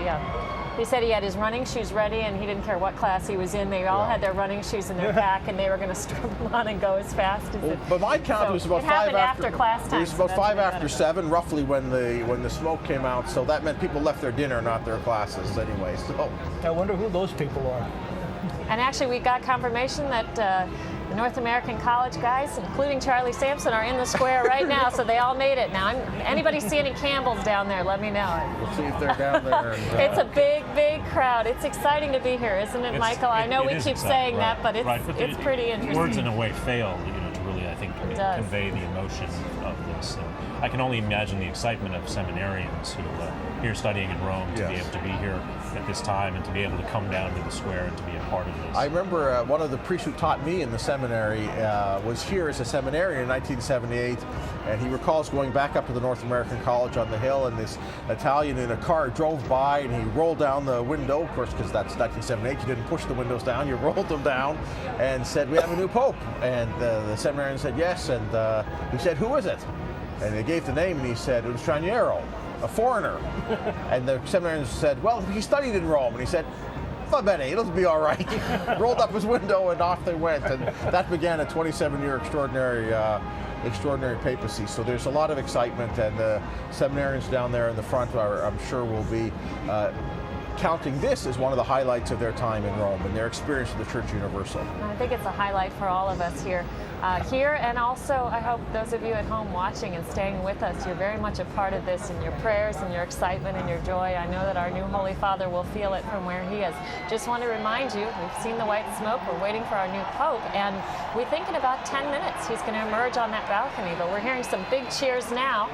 So I think that's more just cheers of anticipation. A lot of pageantry, a lot of pomp and circumstance. And Jim, what does that add to an occasion like this? Sometimes the church is criticized for that, but obviously Catholics revel in it. Yes, well, Catholicism is a sacramental religion in which the spiritual, of course, is mediated through the temporal. You can overdo pomp and ceremony. I don't think we would want a mass like this all the time, but on certain occasions it's highly appropriate. And of course they do it in secular realms as well. Everyone, it's a false charge, to say that this is kind of just empty ceremonial. And the Catholic Church, above all, understands how the spiritual and the material fit together. So, and you certainly know the background of so much of this, and a lot of this emerging over hundreds of years yes, in terms absolutely. of the meaning behind what we're doing, not Exactly. simply. Yeah. I should mention the very elementary point. We're about to be told we have a pope. The word pope has no legal standing. It's really a nickname. We have elected the Vicar of Christ, the Supreme Pontiff, the Bishop of Rome, and he also has the title Servant of the Servants of God. But Pope is a nickname. It's not a technical term that applies to the office. So it's a mix of formality and informality. Yes. And that's And it very means much- father. Yes. It means father. So. Or Papa. Yeah. Michael, what do you think all of this does for the faithful in terms of the tradition and the ceremony and the pomp? Oh, I think it builds the incitement. I think it builds the connection, so that when the Holy Father comes walking out, I think it just helps to build the moment and to build a better connection, stronger connection. And it's worth getting excited about, I suppose. It's worth a little pomp and circumstance. It Let's is. talk for a minute, gentlemen, about the installation while we have about 10 minutes before we think we're going to see our new Holy Father emerge on the balcony. Any guesses as to when we might see that? I know last time between election and installation we had about 4 days. Father Raymond. Well, in 2005, Pope Benedict was elected on Tuesday afternoon, Tuesday evening, around this time. So it was a Tuesday, and the installation mass was the following Sunday. Oh, Sunday. So does it tend to be a Sunday? They prefer it to be a Sunday. John Paul was elected on the 16th and installed on the 22nd, which was a Sunday. So Sunday would be the preference. So it's possible it could be on the 17th of March, which is the 5th Sunday of Lent. It's also St. Patrick's Day. Do you think that means anything? Or? Well, it means something to people in Boston and New York and in Ireland and other places, and to the Irish. But there's nobody in this list named Patrick. But well, Cardinal O'Malley is Sean Patrick. That's right. We don't know if it'll be Sunday, but we have another choice in that there's a solemn feast, the Feast of St. Joseph, on the 19th. I would prefer that because he's the patron of the Universal Church, and in Lent you're supposed to do special things on either the Feast of St. Joseph or the Feast of the Annunciation. So, and of course, if we have an Italian Pope, at least in America, Italians very much embrace St. Joseph. St. Joseph, he's the patron saint of Canada if we have a Canadian Pope. Okay, so we've got all our bases. But most importantly, he's the patron saint of the Church Universal and the protector of the Church Universal. So it would be a marvelous day to begin a pontificate. It would also give them a few extra days for the logistical work. Right now, as we speak, all around the world in capitals, they're deciding who are they going to send, who's going to be the delegation, how is that delegation going to be constructed. So all that stuff takes a few days, and I think the 19th would be a very good day. If it's not the 19th, it'll be the 17th, I'm sure, but we'll find out probably tomorrow. They're not going to ask him that on the way between the Sistine Chapel and the balcony, I don't think. But Jim, any sense of that in terms of the installation, whether it be timing or the... No, I really don't. It's interesting, though, to note that until up through and including the election of Paul VI, they had a coronation in which the famous Triple Crown was placed upon the Pope's head. And Paul VI did away with that. He would be installed as the Bishop of Rome, sold the Triple Crown to give money to charity. It was bought by Cardinal Spellman of New York. I believe it's on display at St. Patrick's Cathedral. It's at the National Shrine in Washington. Oh, is that where it is? Okay. In the crypt of the National Shrine. Yes. So it was actually a coronation, which they don't have anymore. And another old ceremony, and I don't know when it went out, a simple friar, a Franciscan brother, would precede the Pope in the procession. And they would stop and he would burn some straw, and he would say, Sancte Pater, sic transit gloria mundi. Holy Father, thus passes the glory of the world. Now, they did away with that, too, at some point. I like that one. That was one of my dad's favorite phrases. Always sic transit gloria mundi. Yeah. Good reminder. That's where it originated. Translate it for us. I don't want to bungle it, the phrase itself. Translate it for our viewers. Thus passes the glory of the world. All right. If you'll notice, I don't know if our viewers can see, if they look behind us there, up on the, all of the lights are on. Those are the offices of the Secretary of State. Is that something they do as ceremonial? No, it's just the Monsignors are coming to see who their new shepherd's going to be, and they're up on the. You can't see them clearly, but there's a balcony up there that's actually full of people. So that's not a ceremony. That's interest. They're coming out to see who the new Pope is going to be. Because they don't know any more than we do. That's right. They no one know really, who the Holy Father except who was in that Sistine Chapel and who's. Right, exactly. So after the announcement is made, we'll see some of them coming out with suitcases and saying, no sense in staying around. No, I don't know. Maybe not tonight. Well, that Cardinal took 4 suitcases and he didn't even get through the first one. He's going to have to pack them all up and drag them home. It's interesting, the very few offices that remain workable during the interregnum, one of them is the Sacred Penitentiary, which most people have never heard of. They don't actually have a prison, although they did at one time. But it is the office which forgives sins that are reserved to the Holy See, which there are very few. We're hearing big crowds. No, it's just, excuse me, Jim, I thought we had an announcement. I will point out, though, the rain has stopped. So it looks like all those umbrellas have closed. If someone has committed a particularly heinous sin that has to be forgiven only by the Holy See, the penitentiary will still operate during the interregnum. Interesting. So it's a sign that the work of mercy of the Church, even if its authority is suspended, the work of mercy never stops. So it's a symbolic thing, but an important something about the nature of the church. The American Cardinal Stafford used to do that. He's retired now, and I don't know who the penitentiary is now. Michael, you see any symbolic importance in the rain stopping? Are we going to see this? We're Catholics, symbols are very Symbolism important. So everywhere, we'll take that as a good sign.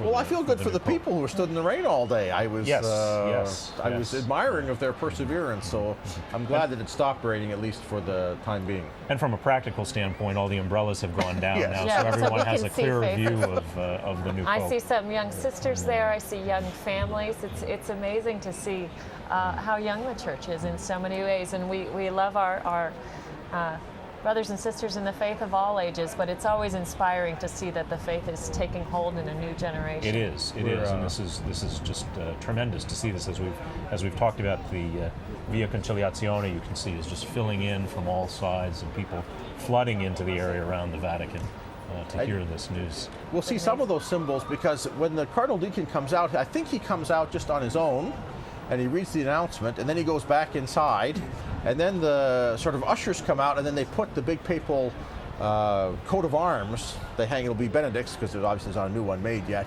Will come over the balcony, and of course that doesn't apply, as it were, during the interregnum, during the Sede Vacante. So there's a few symbols like that that'll be taken care of, and then the Pope comes out.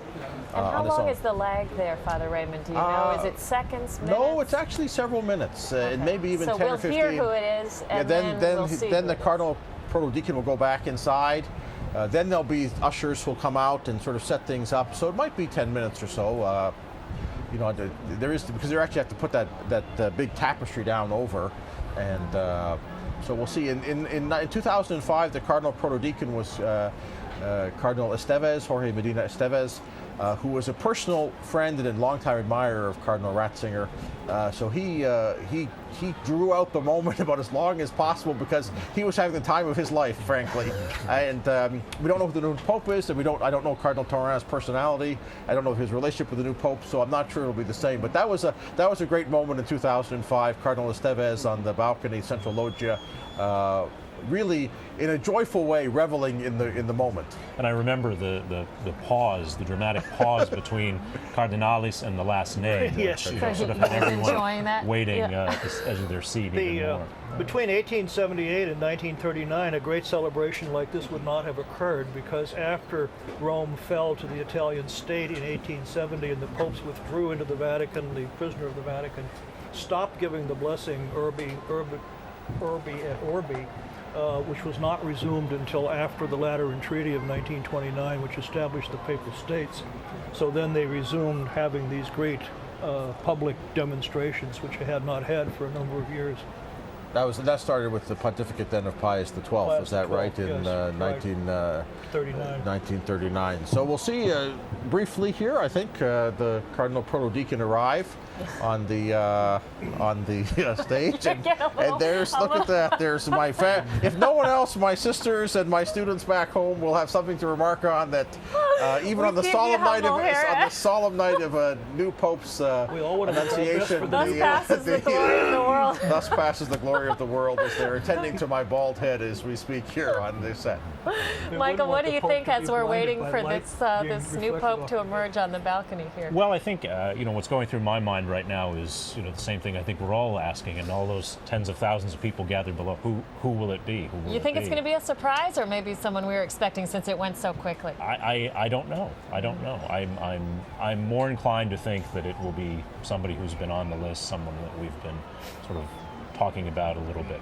And yet, because of the circumstances, the resignation of a pope, which obviously hasn't happened in a very long time, I don't think there'll be anything ho-hum about this, even if it is someone we were kind of expecting, even if it is, for instance, an Italian pope, which would be more in line with history versus the last two who have not been Italian. Right. No, I think there's nothing ho-hum about this at all, regardless of the circumstances. So surprise or no surprise, we still have a Holy Father who's new, and that's new to all of us. Is there a sense in which you think the faithful embrace this person You know, obviously we get excited about the peculiarities, especially if we share their nationality or we share some sort of background trivia with them, but they also belong to the whole world when they step out on that balcony. Isn't that the case? Yeah, they do. I think national lines, you know, obviously, as you say, we're all very proud of our nationalities, our nations, but I think when the Holy Father steps out, those national lines disappear, at least for a moment, and we all embrace him regardless of where we're from and where he might be from. Jim, any other thoughts as we're awaiting this? This isn't coming long now. We're seeing some shots of this balcony. Well, I just think the suspense is getting killing me. I don't want you to fall off our balcony right. here.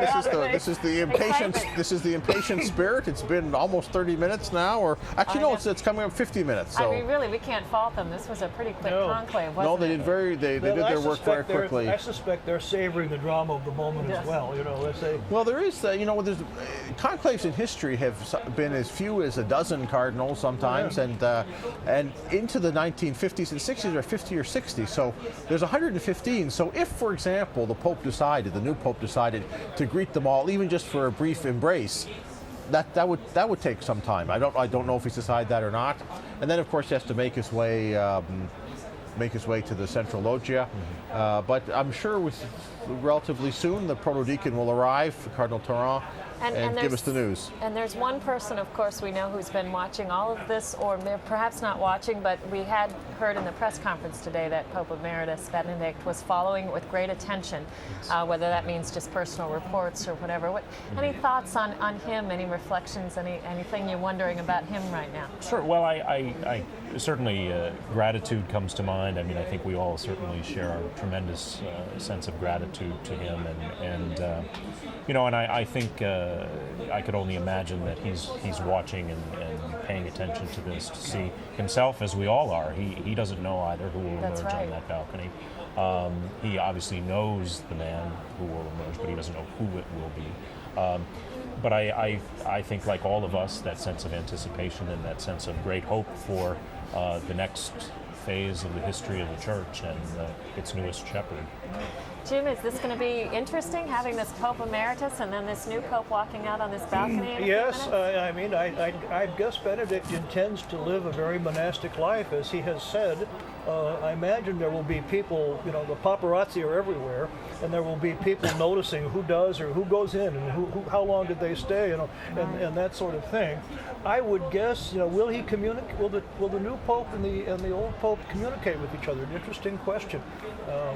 I would think the new Pope would want to learn. If it's Cardinal Ouellet, they'd have to, because he was his professor at one point, and that relationship would continue. But that's something very unusual about this particular moment, is that it's never happened before that in a moment of tranquility, a former emeritus Pope has watched his successor. It's always, on the rare occasions it's happened, it's been a time of turmoil. And in fact, Celestine V was imprisoned by his successor. So this kind of tranquil transfer of the office of Peter from one to the other is certainly something new. And I presume, I don't know, but I presume that Benedict is watching at Castel Gandolfo. And what's going on in his heart must be an extraordinary moment. And he's written so beautifully about so many of those experiences of his own life that maybe either before he dies or after his death, he might leave us something of a testament of these days and how he experienced them. That would be a wonderful. How should Catholics be thinking about our Pope Emeritus? I mean, what's a way to think about him? Do we still pray for him every day? Should we be? We can pray for everybody. I think I would say two things. Is one, with that spirit of affection and gratitude, that there's no reason that should diminish, and we're concerned for his person. But I think also Catholics would want to clarify, even in their internal prayers, that we don't have two popes. Mm-hmm. We have one Pope. There's one Bishop of Rome. There's one Shepherd of the Flock. There's one Universal Pastor of the Church, and that is the man who we're about to meet shortly. And so, obviously, the bonds of affection and respect and admiration and the devotion that we had for Pope Benedict, there's no need for those to diminish. And but we should be clear in our prayers, especially our public prayers, but even in our internal prayers, that we don't have two popes. We have one Pope. There's one shepherd for the one flock that Christ provides, and that prayer, that devotion, that affection is to be directed to the man who is about to be introduced to us, and we be about to be introduced to him. The last pope to resign at the time of the Great Western Schism actually did it very well. He took a suburban diocese here in Italy and he devoted himself to pastoral work, but he actually died before the Council of Constance got around to electing his successor. So that was in that sense, a smooth transition, but another claimant had to be deposed. And what do we? I also think too, that it's also the first time in certainly many centuries now that our new Holy Father is going to have the benefit of the prayers of his predecessor, and I would think that would be a tremendous support to him as well. Prayers on earth. On earth, exactly. Obviously. But it is an interesting question whether they would consult together. It's hard to say. Obviously the new pope would feel he has a lot to learn from the previous pope, but on the other hand, would he feel as though I've got to do this in my own way? If they were known to be consulting together, would people say, oh, Benedict, you see, is still behind the scenes? It'd be interesting to see what happens along those lines. And where do we? You had mentioned the cardinals all coming out, or perhaps you mentioned this, Jim. So where are they all now? They right now, voted in the Sistine Chapel. They'd be in the Sistine Chapel.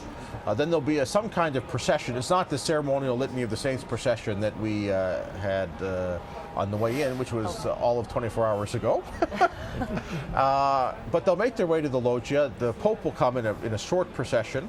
He'll be accompanied on the central balcony by the senior Cardinal Bishop, which is Cardinal Giovanni Battista Re, the senior Cardinal Priest, and the senior Cardinal Deacon, and then various attendants. And then he'll come out on the balcony. The other cardinals at that point will be on the other balconies, kind of crowding around, trying to see. So there are set spots for them, or they just sort of that's kind of a melee, actually. Okay. They just they abandon their cardinalatial formality for a moment, and younger and fitter ones run first, and the older ones are left behind, and they just go to those other balconies, and that's after the protodeacon comes and announces that. So when he comes, they'll just be himself, and then just before the Pope arrives, you'll see all the other balconies fill up as they did with Benedict, and the cardinals are there. And it's actually a very, if one might say without being irreverent, a very cute scene, because these very senior princes of the church are sort of craning their necks and trying to see what's going on, or pointing out things in the crowd.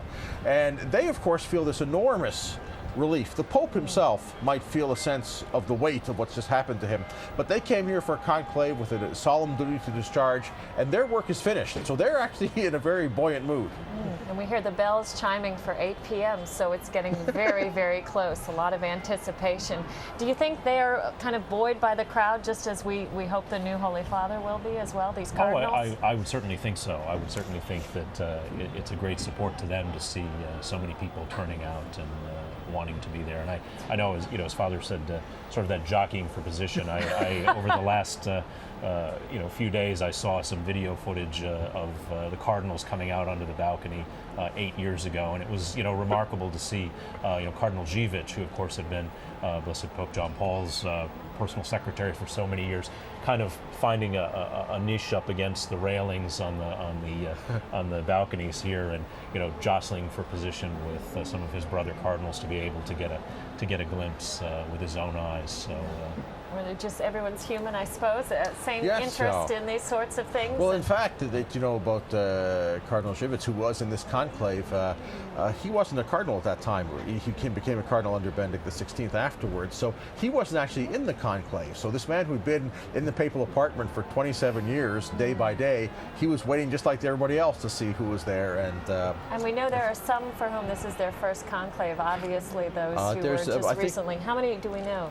Well, all the popes made under Pope Benedict, which I think 60, roughly 60 are under Pope Benedict, so this is their first conclave, and then the remaining sort of 55 were in the conclave of 2005. So. Jim, is that a large freshman class to have 60 new elector cardinals? I would think so, yes. The largest class was 1946, when Pius XII made 32, because he hadn't been able to do it during the war. But of course, he didn't die for another 12 years. Okay. Some of them were probably dead by the time the next election. Well, in the 2005 conclave, there were 115 electors, and 113 of them had been appointed by John Paul II, because he had been Pope for 27 years.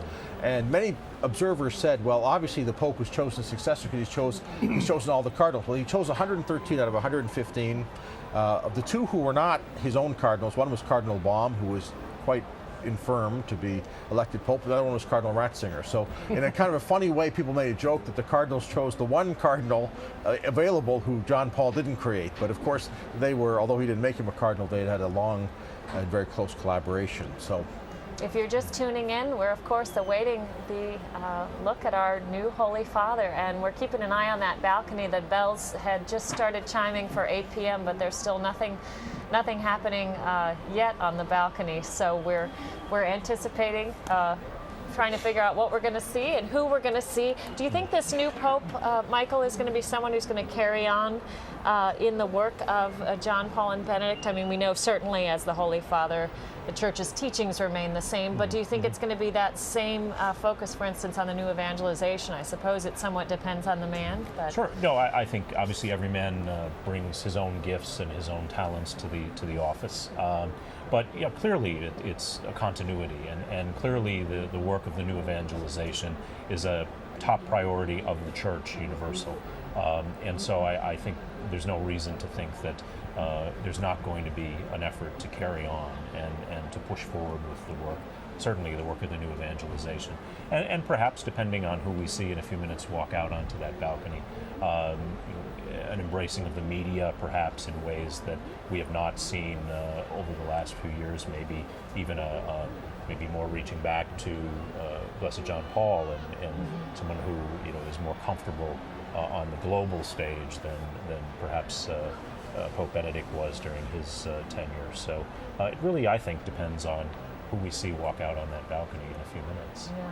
What the issue, of course, that has been raised several times is with two popes in a row who were great teachers, who went out into the world and aroused great interest. Will we have more of what you want to call a manager pope, right, who's going to stay home and administer and see to it all, everything goes well? That's one possibility. What's the historical pattern? Does it tend to rotate back and forth, or do you tend to get in a spree of, say, 5 Well, popes no, in I one would say really that John Paul and Benedict were both very unusual in the degree to which they engaged in the message and in communication with the larger world. Most popes did concentrate on, if you want to call it, the administrative side of the church. As I said earlier, John Paul was the greatest philosopher ever to be a pope. Benedict was the greatest theologian ever to be pope, and that created a very unusual situation. I have to say that Dr. Hitchcock has said that now twice, and Benedict himself would disagree on the latter point, because he would certainly say that Gregory the Great was a greater theologian. Yes. But anyway, if you're first or second in the history of 2,000 years, there's not really much of an argument, argument to be had. Here we go. Okay, just the lights going on. We're watching. We're all very much on the edge of our seats. They really do know how to build up the suspense, don't they? We promise when something goes on that balcony, and not only will you see it, but we'll be quiet to let you just experience it along with us so that you can watch with us. But we've got lights on. Everyone's watching this place. So what must it be like? I would imagine a few moments from now, very soon, if then the Cardinal Tarrant will arrive to give us the famous Habemus Papam, and then we'll know, and so we'll begin the pontificate of another. Unless we say who? Yes. But we won't say who. We've got all our homework done, so we'll know who it is. Do you think the same jitters as anyone else would have going out onto a balcony like that? What do you think that's like for him, the one who's Cardinal Tarrant? Yes, exactly. Well, I don't know. Maybe he knows. He's been knowing for weeks that's his job. So all I know, he's been practicing at home that he's. But I think when you step out of that balcony, and that's one of the things that is about the ceremonial that's so important. Excuse me, Father Raymond. We have shadows twitching behind the curtains. We've been told to stand by, so we may be seeing something. I'm sure that there might be lots of shadows. Well, somebody has to open the door, right? I mean, that's Cardinal Tarrant's job is not to open the door. Someone has to hold the book and all the rest of it. But he may have been practicing. But one of the things about ceremonial, why it's so important, is that no one else. You don't practice this. You don't have your own balcony somewhere else, and so the ceremony it emphasizes in its utter singularity that this office is utterly singular. And that's why the central loggia is so important. That's why the basilica is so important. It's why this ceremony is so important. The smoke and the bells and the people running to the square. All of that emphasizes that this office is utterly singular. And it's utterly singular because Christ is utterly singular. There's only one Christ, only one church, only one flock, and therefore there can be only one vicar, one shepherd. And so all of that is reinforced by the singularity of this moment, which, although very dramatic and very compelling, even in a media age, it's not just dramatic and compelling for a human reason. It expresses the faith of the church in who Peter is and the importance of Peter in the church. And Jim, there are precedents for each of these things, aren't there? I mean, each of these traditions, you probably know quite a bit about how all of these things came to be. Anything you can tell us about the whole balcony? You know, is that just something that's always been part of it since we've Well, had as I say, St. they Peter's, didn't really or? do that between 1878 and 1939. And also bear in mind that the popes didn't always live here. They lived in various other places. In fact, when the Kingdom of Italy took the city of Rome in 1870, the Pope lived at the Quirinal, which is now the residence of the President of the Italian Republic, moved to the Vatican, which had been treated as a kind of a secondary palace.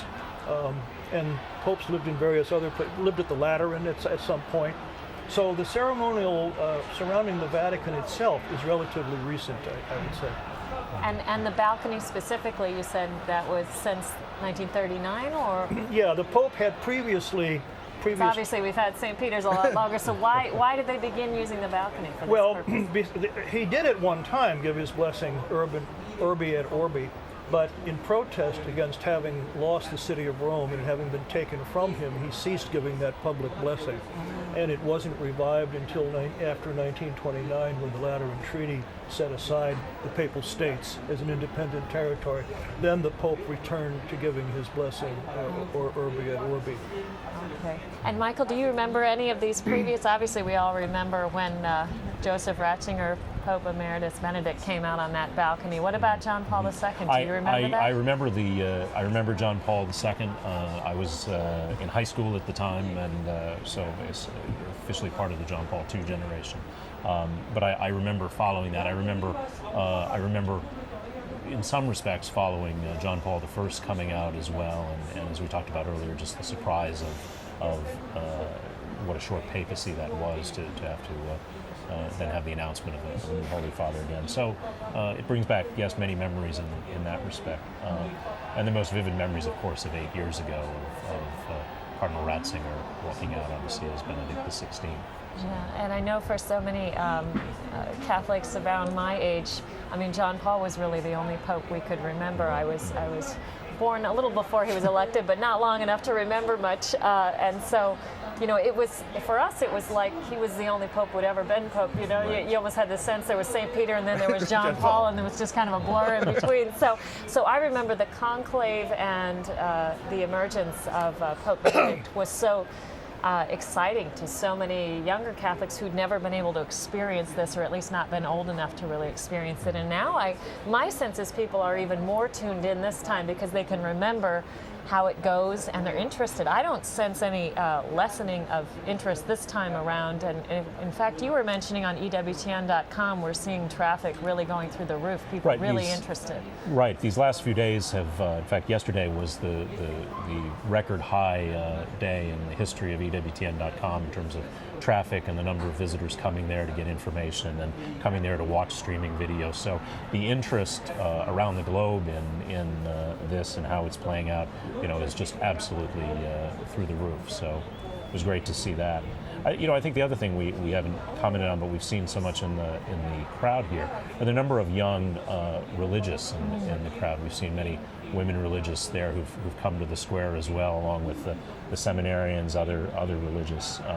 It's a remarkably diverse crowd there, waiting for this moment. And you can hear them behind us cheering. Now we see movement. The curtain moved. And we're seeing curtains move. We're getting close-ups. We see shadows. We're going to see our new Holy Father soon. And the crowd is really starting to ramp up. I think we've got something that's. We have an come accomplished here. church historian here watching the curtains. Here we go. Huge The doors on the balcony of St. Peter's are opening. Let us join the church and the world in witnessing this historic announcement. We're going to just let you watch along with us.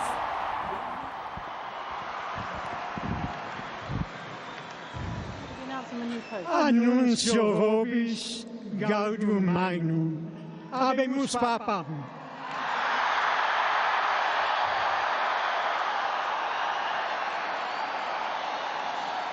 Eminentissimum ac reverendissimum Dominum Georgium Marium, Sancte Romani Ecclesiae Cardinalem Bergoglio,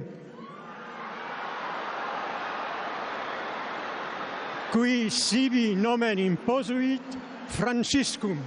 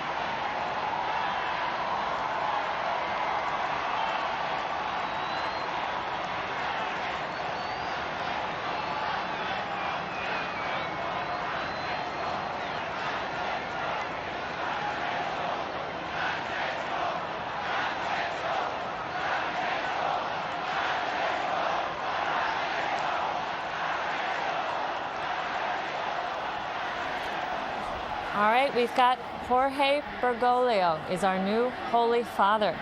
He's an Archbishop of Buenos Aires in Argentina, and he's a Jesuit, and he has taken the name Francis. He's 76 years old. This is a very exciting moment for the Universal Church, and now they're chanting his name, I assume. Reaction, Father Raymond?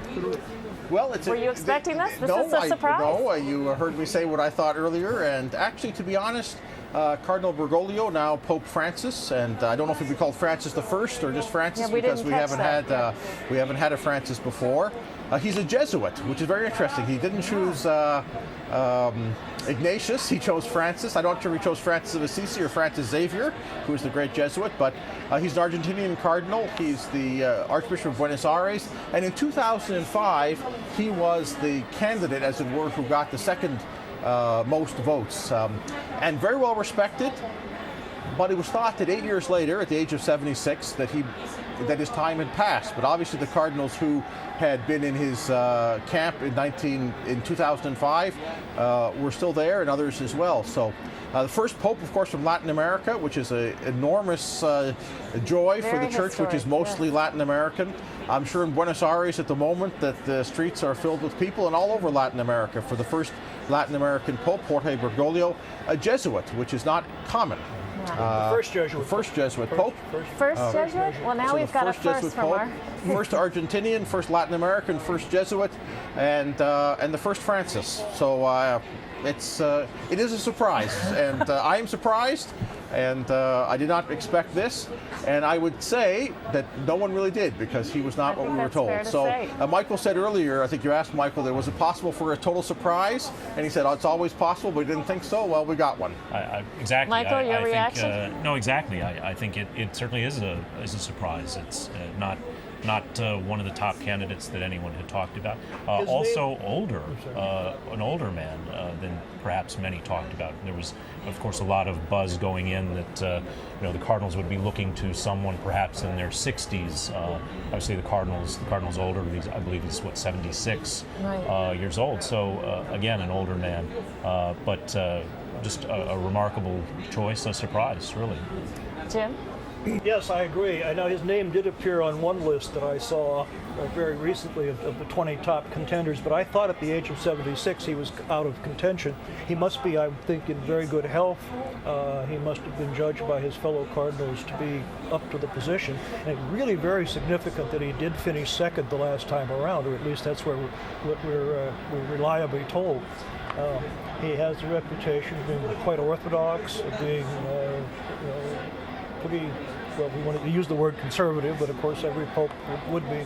But it's clearly not in any sense a radical departure from what we've seen up until now. And But we, of course, just heard about our new Holy Father, Cardinal Jorge Bergoglio of Argentina. And just to give you a quick sense, he's a member of the Congregations for Divine Worship and Discipline of the Sacraments for Clergy, Institutes of Consecrated Life and Societies of Apostolic Life, Pontifical Council for the Family, and Pontifical Commission for Latin America. He's a first in many ways. First Jesuit, we have it on confirmation from our resident historian, first from South America. And a real surprise in many ways. He was a big contender in the last conclave and wasn't expected necessarily to be so this time. Father Raymond, what do you think the impact's going to be in Latin America to have the first Latin American This was actually Pope? one of the great sotto voce frustrations, was the Latin American Cardinals came here and felt somewhat neglected. There were 19 Latin American electors, and they're almost 50% of the entire church. And so they felt that the Latin America hadn't been given its proper place, given its prominence in the church today. But it wasn't expected that there'd be a Latin American candidate this round, and many people, including myself, wrote that what the Latin Americans would do vis-a-vis other candidates would be a very critical factor. Well, it turned out that what they did is very important, because one of their own members was elected. The church is mostly Latin American, and so I think it's close to 50%, if not 50%. So to have a pope from the part of the world where the church is vibrant and numerous is important. The fact that this is not a European pope, it's the first non-European pope. The fact that he's from the New World, from the Americas, is significant. The fact that the Pope at World Youth Day in Rio de Janeiro in a few months will be from the neighboring country, if I've got it correct, my geography of Latin America, will also be very significant. Maybe he'll stop in Argentina on his way there or on the way back. That he's a Jesuit is something that was always thought was a disqualifying factor, but obviously Jim, is not. What is the historical background? Because I had sort of had that vague impression myself that there was some sort of reason we Yes, hadn't had it a wasn't Jesuit very pope. clear, but it was always thought that there was a prejudice against electing Jesuits. The general of the Jesuits himself was sometimes called the Black Pope, implying that he was pulling strings behind the scene. Jesuits had that image of being kind of politically involved. But I don't really know if there was any rational reason why no Jesuit was ever elected. Almost every other major religious order has had their popes, but the Jesuits did not. They were, of course, supposed to be very devoted to the Pope. They took a special vow of obedience to the Pope. And Latin America, we know, has 42% of the world's Catholics. Michael, what do you think the impact will be, even just in the United States, for Catholics in the United States to see a Latin American pope? It has to be huge. Obviously, the Latino community in the United States is already enormous and is growing. It's the largest and fastest growing segment of the church in the United States. And so this has to certainly be received, quite well in the Latino community and be a source of pride and perhaps inspiration. Well, We're hearing some cheering. We're One of trying the to things figure out that'll be if, on I think no one's out yet. will be remarkable. They'll close the curtains before the curtains are closed, and now that they're moving They're behind kind the of billowing. curtains, We're perhaps wondering he's if we're coming. going to see this Are we? Pope coming out. So we've got the curtains billowing there, but we're going to have a pope who's going to Oh, speak we're here. as Here he his mother comes. language. Here he comes. We'll just There he is. Pope Francis. Here he comes. Pope Francis.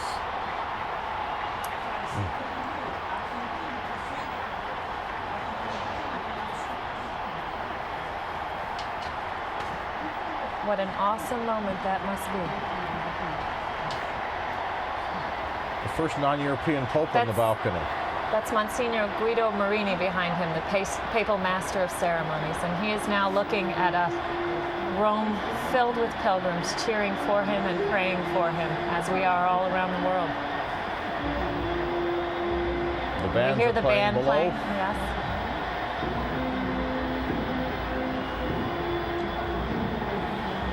That's our first Jesuit pope. That's our first Latin American pope. There's the Historic Argentinian, in so many ways. the Argentinian flags in the piazza, which We're there'll gonna be see a many, lot of many, many Argentinian more in these flags. days and Yes. months ahead.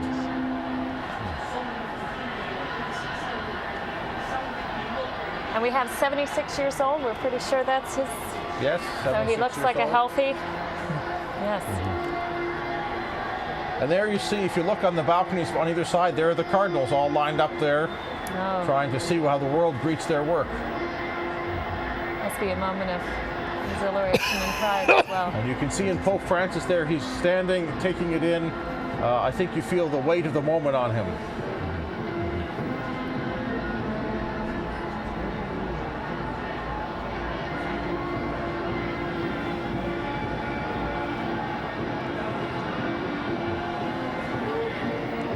This is an incredible surprise. And The surprises began February 11th with the Yes. resignation of Pope Emeritus Benedict, and it's been Buonasera.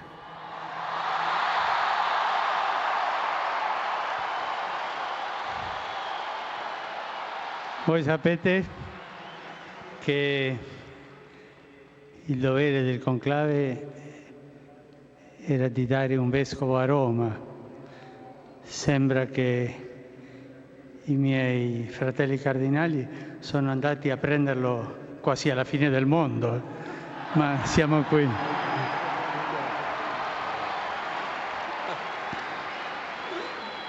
Vi ringrazio l'accoglienza,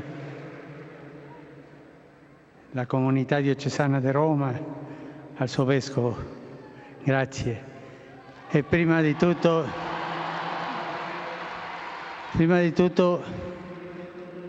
vorrei fare una preghiera per il nostro vescovo emerito, Benedetto XVI.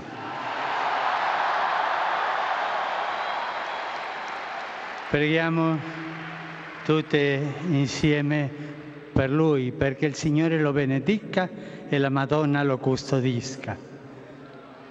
Padre nostro che sei nei cieli, sia santificato il tuo nome, venga il tuo regno, sia fatta la tua volontà, come in cielo così in terra. Dacci oggi il nostro pane quotidiano e rimetti a noi i nostri debiti, come noi lo rimettiamo ai nostri debitori, e non ci indurre in tentazione, ma liberaci dal male. Ave Maria, piena di grazia, il Signore è con te, sei benedetta tra le donne, e benedetto il frutto del tuo seno, Gesù. Santa Maria, Madre di Dio, prega per noi peccatori, adesso è l'ora della nostra morte. Amen. Gloria al Padre, e al Figlio, e allo Spirito Santo, come era nel principio, e ora e sempre, nei secoli dei secoli. Amen. E adesso incominciamo questo cammino, vescovo e popolo, questo cammino della Chiesa di Roma, che è quella che presiede nella carità a tutte le chiese, un cammino di fratellanza, d'amore, nella carità a tutte le chiese, di fiducia fra with the noi. love of the whole church. cammino di fratellanza, A way of fraternity, of Sempre per love, noi, di fiducia fra l'uno per noi, l'altro. of trust in Preghiamo per tutto il mondo, sempre per noi, l'uno per perché l'altro. ci sia una grande fratellanza. Preghiamo per tutto il mondo, we pray for translate for our we pray for all the world, one for the other, ci sia una grande fratellanza. because we are together one great fraternity. Ti auguro che questo cammino di chiesa Who begin this way of the church, this che oggi incominciamo, e chi mi aiuterà è il mio cardinale vicario qui presente. So I'll be assisted on this way by my Cardinal Vicar here present Di questa tanta bella città. in this beautiful city. So he's speaking specifically now about his role as Bishop of Rome in relation to his Cardinal Vicar. E adesso Now, vorrei dare la benedizione, Now- ma prima, Oh, prima vi now, chiedo un favore. now I will give my blessing, but before I ask you a favor. Before, Chiedo che voi before the Bishop blesses the people, I ask you, perché mi benedica la preghiera del popolo.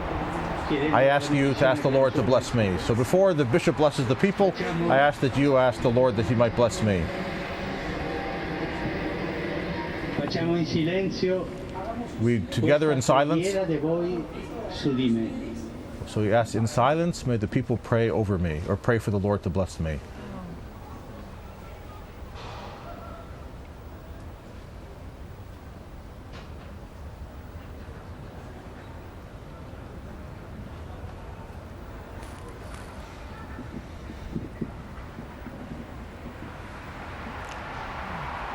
So an extraordinary moment there of the silence of that enormous crowd praying for the new Pope.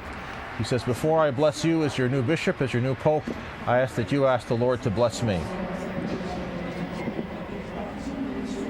Santo Padre, Now, one of the cardinal assistants is saying that the Pope Francis is going to bless all of the people here present and also bless all those who are following by the means of television and radio and internet, I'm sure,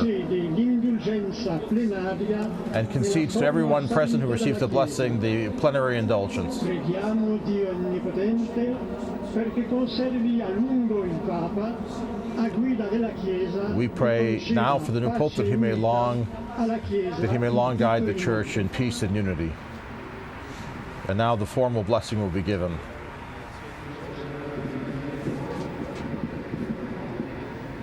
Adesso vi darò la benedizione a voi e a tutto il mondo. I give my blessing to you and to all the world, Di buona volontà. to all men and women of goodwill. And now the formal blessing will follow in Latin. Sancti Apostolis Petrus et Paulus, de quorum potestate et autoritate confidimus, ipse intercedant pro nobis ad Dominum. Precibus et meritis Beate Maria Semper Virginis, Beati Michaelis Arcangeli, Beati Ioannis Baptiste, et Sanctorum Apostolorum Petri et Pauli et Omnium Sanctorum. The new Pope has invoked the Blessed Virgin Mary, St. Michael the Archangel, and the Apostles Peter and Paul. Et dimissi omnibus peccatibus vestis, perducat vos Iesus Christus ad vita aeterna. He prays for the forgiveness of all sins, that we might be led by Jesus Christ to eternal life. Per la remissione omnium peccatorum vestrorum, spatium Dei et fructuose penitentie, cor semper penitens, et emendatione vitae gratia et consolationem Sancti Spiritus, et finalem perseverantia in bonis operibus triu ad vobis, Praying for the blessing of the Holy Spirit, that we might persevere in good works and mercy towards eternal life. The blessing comes now. Pateris, et Filii, et Spiritus Sancti, descenda super vos, et manet semper.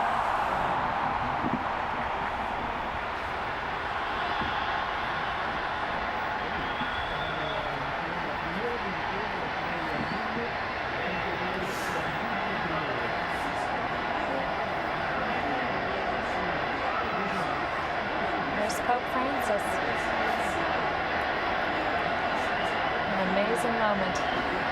Cardinal Jorge.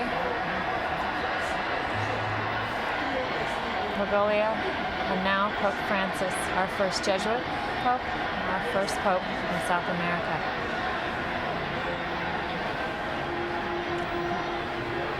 The most historic moment there, many firsts, and Pope Francis, as he looks over that crowd, we can't read his thoughts, but he seems a bit surprised himself as he looks out over that crowd. I was struck by his poise, though. But utterly at ease on the balcony, Well, a few things. Now the bands are playing some of the traditional papal music in his honor, and so that will continue, and then he'll take his leave and return to the St. Peter's Basilica. a remarkable, too, and very unique gesture of asking the people to pray for him before he imposed the blessing. And I wonder if there's a connection there in the name he chose, St. Francis. Certainly a humble saint. The assumption, obviously, is Francis of Assisi, the great Franciscan, the patron saint of Italy, amongst other things, very popular.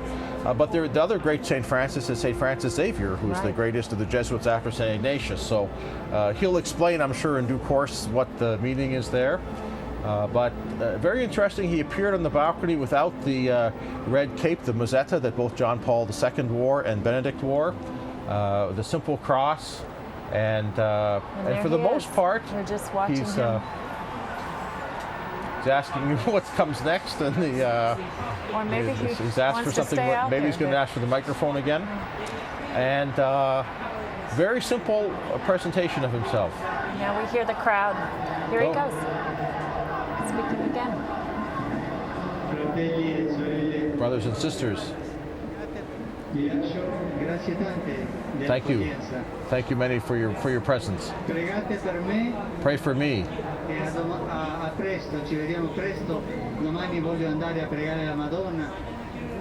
And we'll see each other again, hopefully quickly, hopefully on Sunday, where we pray the Marian prayer to the Madonna, the Angelus.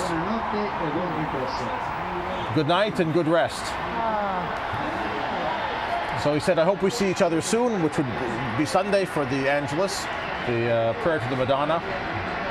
And we now have a Pope whose mother language, actually, though he spoke in Italian to the city of Rome tonight, is the language of the majority of the largest number of Catholics in the world. And the bells ring again. We can hear the bells now, and what a marvelous debut from Pope Francis. And balcony, curtains close, and we see him no more. See Michael, the cardinals clustered in some of the side windows. There they are. They're looking and seeing what we think of their work. What an exciting night, and now the bells are really ringing here in Rome. Just an electric night, and I would say he really warmed that crowd. Not that he needed to warm them up much, but he really seemed confident and poised and peaceful. Confident, at ease, really able to connect, I think. Just very, very comfortable. Comfortable, obviously, in the role. Comfortable stepping onto the world stage and assuming the office as the successor of Peter, the 267th successor of Peter. Jim, what's your sense listening to those bells, seeing our first Jesuit and our first Latin American? It's amazing. I can't assimilate it. It always seemed to me sensible that if the papacy was going to move out of Europe, it should go first to Latin America, and then subsequently perhaps to Asia or Africa. So it seems to be following that pattern. Here we see some of the cardinals. Oh, here we go. Can we pick out any of those cardinals? Well, the one right in the middle is Cardinal Givitz, the former secretary of John Paul II, right in the center of that picture, and then the new Pope, of course, it becomes immediate. He can't linger on the balcony and look out anymore, right? He moves, and the sort of papal entourage moves with him, and where they will take him, I'm not exactly sure, but probably back to the Dome of Santa Marta tonight. Saw Cardinal George a few minutes ago, standing on the balconies. So the Cardinals pulled out a surprise. They certainly did. They did. Absolutely. One surprise after another these days, hasn't it? And again, it happened with such speed. That was what's It obviously did not require a lot of bargaining, a lot of compromising. There must have been a very speedy agreement that this is the man we want. It's really quite remarkable. And it's interesting that he was thought last time to be a real front runner, but maybe too old this time. At 76, he looks very robust, very healthy, seems very poised and at peace in that role. Cardinal George. And Cardinal Here we go, George and Cardinal George, Pell. Still looking at the crowd at Cardinal Pell. Cardinal Pell's a taller one. Cardinal George is a little shorter. Most cardinals are taller than Cardinal George. And they've got their so they're Just looking out savoring that crowd. and see if the work that they did in this past 24 hours is now going to begin to bear fruit. But certainly a great surprise, and there's something marvelous about that. The fact that despite all of our best efforts to bring our judgment to bear, that it's possible that it just doesn't happen the way we think. Yes, it shows that even the most brilliant commentators are sometimes wrong.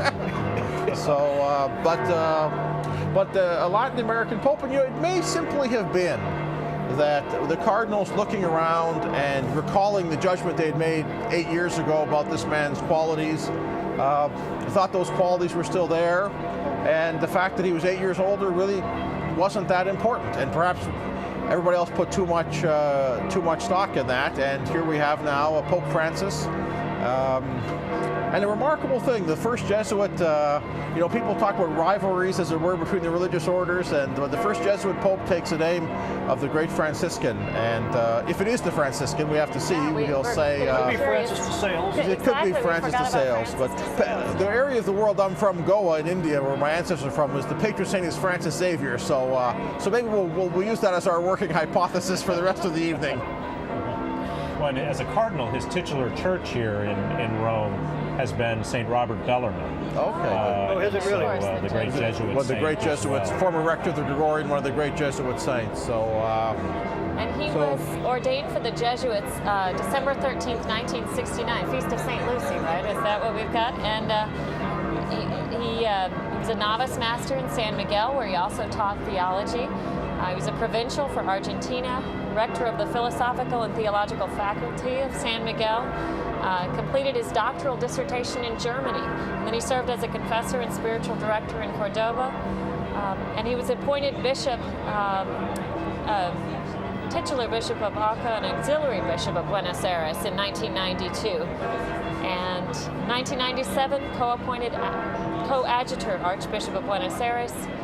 And he's also ordinary for Eastern Rite faithful in Argentina who lack an ordinary of their own right. He's served on the congregations that we mentioned before, and I think obviously, his nationality and his identity as a Jesuit are probably the most remarkable things from the perspective of the Universal Church, and it seems that he's also a very humble man. That really struck me, and not only does he invoke our prayers, but bows and waits. And to see that square, I was really struck by the image of the faithful. I saw image of some young men on their knees, eyes squinted closed, praying for their new Holy Father. And one young woman with tears running down her face. So that humility, I think it's going to be an exciting papacy. Your sense? No doubt. I think I too was struck by the humility, the simplicity, yet the confidence and the poise and the readiness to assume the office. We have to take into account especially the fact that because he would have been presented with the things that the Pope normally wears, and he didn't take the mozzetta, the red cape, he didn't take the stole right away. He came and presented himself, obviously wearing the papal cassock, but as simply as possible, and asked for the prayers of the people.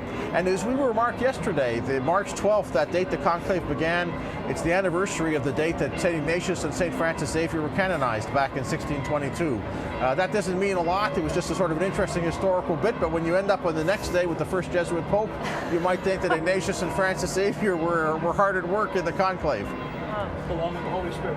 And along with the Holy Spirit, of course. Well, thank you, all of you, for being with us for this very historic time. I'm just going to update our viewers on what's We brought been it to a going successful on. conclusion. I think you did. Thank you very much for joining me, all of you. It was an honor and a pleasure and a joy.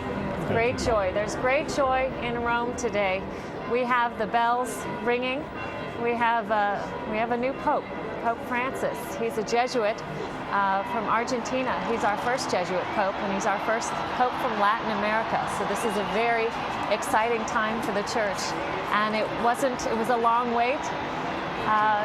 Not a long wait for the conclave, but a long wait when you know there's a new Pope, and we're waiting for those balcony curtains to open. And we saw a man who was not only peaceful, and poised, looked to be in pretty good health, but also so humble, bowing his head low and asking for us to pray for him. And he also led us in prayers, an Our Father, a Hail Mary, and a Glory Be for Pope Emeritus Benedict. So this has been historic in so many ways. We have more guests joining us to talk about it. But let me again just give you a few details on our new Holy Father. He was Cardinal and is now Pope. He was Cardinal Jorge Bergoglio, and he's a Jesuit, Archbishop of Buenos Aires, Argentina. A real front runner the last time, 8 years ago, when Pope John Paul II died, and many people expected this man to become the Pope then, but Joseph Ratzinger was elected instead, became Pope Benedict XVI. This time around, he wasn't one of the names you heard too often. He was not considered a front runner anymore because he was considered someone perhaps who had sort of passed the age when he would be picked. But he looks like a very robust 76, and this is a surprise in so many ways. One reason it's a surprise is the conclave went so quickly, and yet the decision was rather, it wasn't one of the folks we were expecting. Just again to give you a few bio details. He was born on the 17th of December, 1936 in Buenos Aires. Our new Pope Francis was ordained for the Jesuits on the 13th of December, 1969. He has been a novice master. He taught theology, so we've got another theologian Pope. He completed his doctoral dissertation in Germany, served as a confessor and spiritual director in Cordoba, and he has been in Buenos Aires, really has been seen, I think, as a leading figure in many ways. Again, last conclave was really considered a serious contender. He served as president of the Bishops' Conference of Argentina from November 8th, 2005 until November 8th, 2011. And he has been a member of the Congregations for Divine Worship, Discipline of the Sacraments, Clergy, Institutes of Consecrated Life, and Societies of Apostolic Life, Pontifical Council for the Family, Pontifical Commission for Latin America. And as our first Latin American Pope, he's probably a very special figure already to the 42% of the Catholics around the world who are in Latin America. So Latin America holds 42% of the world's Catholics, and now Latin Americans have a Pope who is one of their own. And of course, he's Holy Father to all of us. So we are very excited to be joined today. Let's begin. I'm going to have you each go around, tell our viewers a bit about your reaction. Well, I have to begin by saying that. And Joan, sorry, go ahead, introduce yourself and the rest of our and your. All right, Joan Lewis, the Rome bureau chief for EWTN. I've been covering the Vatican or working for the Vatican for 32 years. So, been to conclaves. You want to say been there and done that. But I have to say, I was ready with maybe 15 stories of the possible cardinals who could have been elected tonight. And this was not a story I was prepared to tell, to be honest with you. And some people were surprised. I think we probably were looking at 70 or younger, thinking the College of Cardinals was looking at that too, and we know he's 77. So I have no personal stories, but it's a joy to know that the Cardinals did look outside of Europe. It's the universal church. We are on all the continents. We embrace people all over the entire world. So to have another part of the world, Latin America, a huge part, what you just said, to have them represented in the papacy, if you will, is fantastic. And Francis. Oh, let me tell you, folks, then there will be 2 holidays in the Vatican as of tonight's election. The first name of the Pope, his Christian name, so Jorge, St. George, that will be a holiday in the Vatican. And then the day he begins his pontificate, which we don't know yet, will be a holiday. And we are also joined tonight by Rocco Buttiglione, an Italian politician who is kind to come on the set with us on this historic night. Your thoughts? Well, first of all, I wish to stress that the first oath of the new Pope was for Benedict XVI. This means, is a way of saying, the continuity of this pontificate with the pontificate of Joseph Ratzinger. And I think there is a continuity also in another sense. He said, well, the old Pope has resigned in order to make it clear, I think, that what is central in the life of the Church is not the papacy, not the institution, not the fact of being a man or a woman, a priest or a layman, but of putting Jesus Christ in the center of your life. And this is exactly the starting point of the new Pope. And when he takes the name Francis the First, this is exactly the only thing that is important is Christ. So to the Curia, but not only to the Curia, to all of us, don't take too seriously your particular role. First comes the poverty of your heart in front of God. And this is exactly what the Church needs now. I wish to add, he's an Argentinian, so a fellow countryman of us Italians. Well, Argentinians are Italians somehow, or Italians are somehow Argentinians, but he comes from an Italian family. He has given a great witness of orthodoxy, the true doctrine, but also of love to the poor and to the Church of the poor. One could even say, in one sense, that it's an expression of the liberation theology arriving to the throne of Peter, the Argentinian liberation theology that was different from the liberation theology of other parts of Latin America, that was never Marxist, but always stressed the necessity of thinking the theology, the presence of Jesus Christ in the life of the people, in the life of the poor. And he has given a great witness, renouncing to many richness of a wealthy church to be poor among the poor. This is what he has done in Buenos Aires, and I think this is what he's going to do here in Rome. We're also joined tonight by Deacon Charles Sanson, I suppose I should say, who we have a shared home parish in St. Louis, St. Clement of Rome de Pere, and you were in the square. What was it like, Charlie? It was incredible. There was so much joy going on in the square, so much surprise. I think a lot of people shared the same sentiment that I had. It was a surprise of, I don't really know this man, but immediately he won us over, and he won me over. I like him already.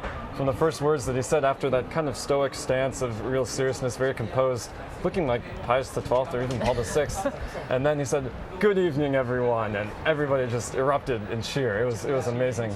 But I personally am also very excited to hear, as you mentioned, he's a theologian. He mentioned one thing that was very, very important, especially for today.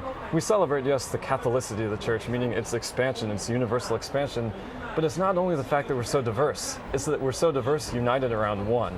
He mentioned here Rome, the church that praesiede, that presides over all the rest of the churches in unity. So electing a pope from the ends of the earth, as you said, but here in the heart of the Catholic world, it's a moment for us not only for our diversity but our unity, and that's really strong. And I saw a lot of young people in that crowd. Was I seeing correctly? A lot of young people, a lot of young religious, and a lot of young seminarians in particular.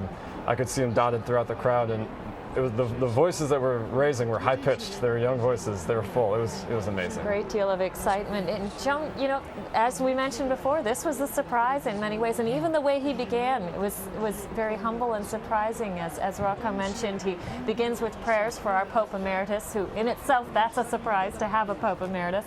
And then he does so in this humble way and invokes this name Francis. What do you think this is going to be like in the coming days here in Rome and then beyond? I would like to be in Assisi right now. I mean, St. Francis of Assisi. So you're assuming it's Francis of Assisi? Well, I don't know. Father Raymond says it's Xavier because that's the Jesuit Francis. That could well be, but just taking a cue from Rocco, if his inclination is for the poor, I would link it with Francis of Assisi in that sense. My second name is Francis. My parents chose Joan for Joan of Arc, Francis for Francis of Assisi. So I have good people behind me. But just today on EWTN Radio, I was asked the question, how do popes choose their name? Not knowing we'd be talking about this tonight. And we were going over the names that have numbers. We've had 23 Johns and 12 Pius and so forth and so on.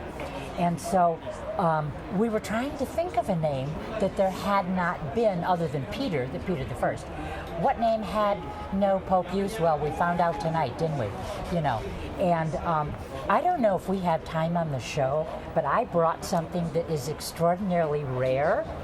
the Osservatore Romano from 1978, when Albino Luciani was elected as John Paul I. And the reason this is rare, it comes out and says we have a Pope, Albino Lucianum, all in Latin. Then it says, it's supposed to say, who took the name of, and of course John Paul I, and the Latin is wrong. It's supposed to say Could you hold it up just a little? It's so our supposed to viewers can say see? nomen, and it says nominem. And you know who found out the mistake at the Osservatore Romano?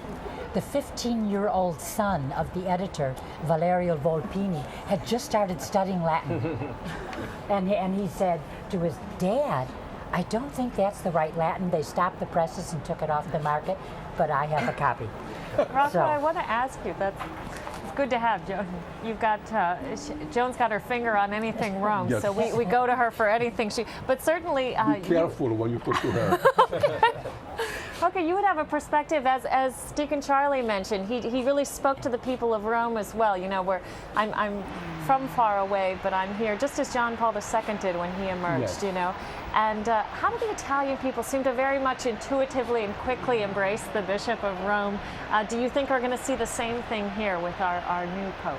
I think so, I'm sure, for two reasons. First of all, because they feel him immediately as one of us. The very fact that he speaks Italian so well as an Italian helps us to feel that he's really one of us. But on the other hand, he has spoken, he's spoken as the Pope of the Universal Church, but he's spoken also as the Bishop of Rome.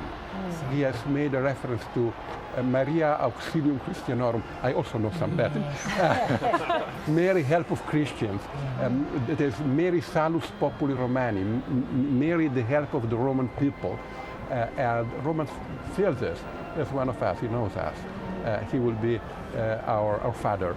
And he will be the father of the Universal Church, being the father of the Roman people, because of the special message that God has given to the whole church through this community.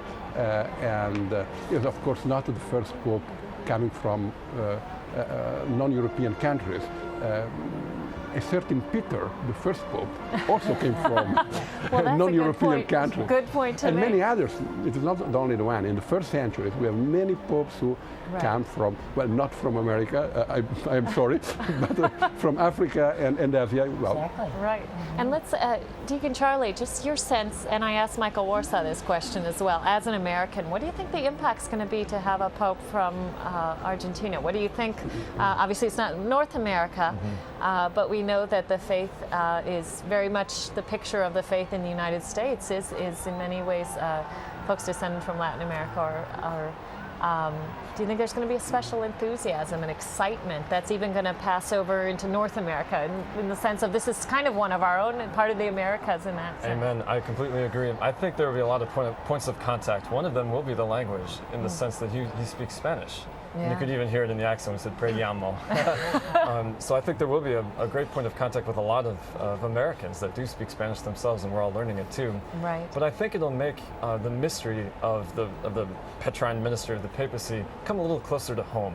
It won't look like something so distant, something so other across the ocean. It'll be something a little bit closer to home. And I wonder, right away we saw from the Loggia the continuity with the popes from beforehand. He insisted on prayer, and that's what Benedict said from the first and last time when he was a pope. We need to pray. We need to meet Christ in prayer. So I think these messages, these simple key evangelical messages are going to sink in because he does have roots closer to home. And what do you think about having a Jesuit? What do you think the impact will be there?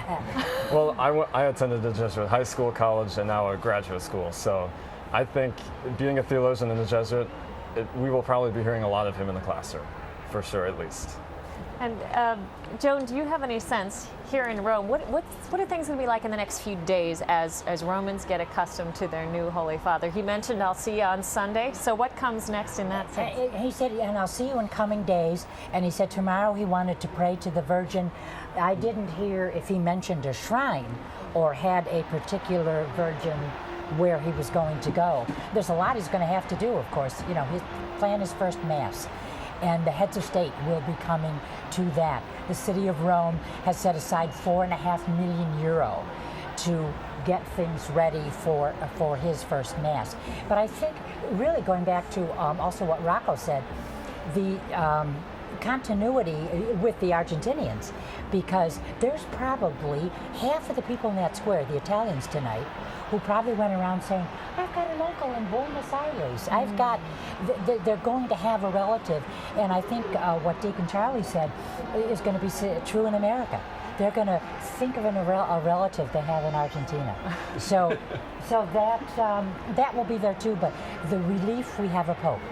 Okay, for many of us, we have to get to know him better. He was not our Archbishop in our diocese, but now he is. And when we go to Mass here, this is what I've always loved. You know how back at home, you're in Chicago, you pray for your bishop, Cardinal Francis George. Here we pray in Rome for our Pope and Bishop, because the Pope is the Bishop of Rome. So it's a wonderful prayer at Mass, which we haven't done for days. So that goes back in the Mass. We now can pray for a Pope. You know.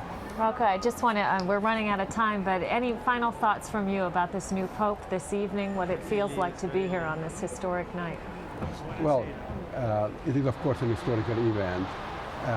The Holy Spirit has more fantasy than men have, and nobody really expected this. Of course, he was highly respected. We only knew that in the other conclave he had many votes, and he had said, no, please, vote for Joseph Ratzinger. But many people thought, no, he's too old.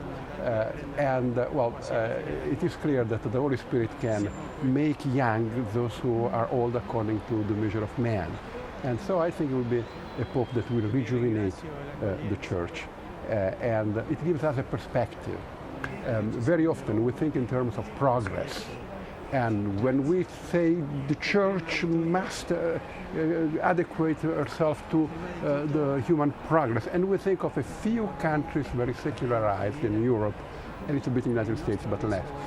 And we forget that a new world is growing. And this new world is a world outside of Europe and outside of the United States, in Latin America, in Asia, in Africa. A new humanity is growing, and this new humanity now is growing also not only demographically, but also economically and culturally, and they have not the same idea of progress that we have. And a part of what we call progress might be decadence. And this Pope coming from outside may help also us Europeans to better understand what is our situation and what is the calling of God in our history.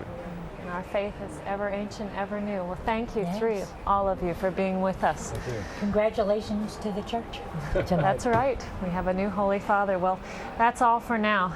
We have a new Holy Father. He is Cardinal Jorge Bergoglio, who has taken the name Francis. From all of us here at EWTN, I'm Colleen Carroll Campbell, and we thank you for watching. May God bless our new Pope. And now we're going to send you back to Doug Keck in Birmingham. Thank you so much, Colleen. Fantastic work. So exciting to watch the coverage and the whole team there with Colleen Carroll Campbell, of course, Father D'Souza on earlier, also Dr. Hitchcock, and even our own Michael Warsaw there through the coverage, was there when the white smoke did come out, and we have some special programs we want to talk about that it will be coming up tonight. That's why we want to make sure you're aware. A special Mass of Thanksgiving for the election of Pope Francis. That's coming here with our chapel, and that's with our Franciscans, who are happy to have a Pope who's named Francis, and it's a massive Thanksgiving for the election of Pope Francis, 7 p.m. Eastern Time. So look for that, just added, okay? That will be a live Mass, 7 p.m. Eastern Time, a great time for our EWTN family to get together in Thanksgiving for this new Pope. And then our EWTN live show tonight at 8 p.m. Eastern with Father Mitch will be a live program. In studio with Father Mitch, we'll have Colin Donovan from our theology department, and Deacon John Paul will be there, and also Father Patrick, two of our CFRs, not CFRs, our MFVAs, and they will be on the show. And it'll be a great opportunity, we think, really, for all of our EWTN family to really call in and participate and talk about their feelings, because we all know how excited they were in Rome. We know how excited everybody here was in the studio, waiting, anticipating, and when it finally happened. So it's an exciting time to be a Catholic, and we hope you'll call in and watch EWTN Live, of course, with Father Mitch Pacwa. And later tonight, if you somehow you missed any portion of what was going on today, well, highlights of this program, the election of Pope Francis, that's our new Holy Father's name, will re-air tonight after the live show at 9 p.m. So at 7 p.m., it's the Mass, 8 p.m. Eastern Time, EWTN Live, and then 9 p.m.,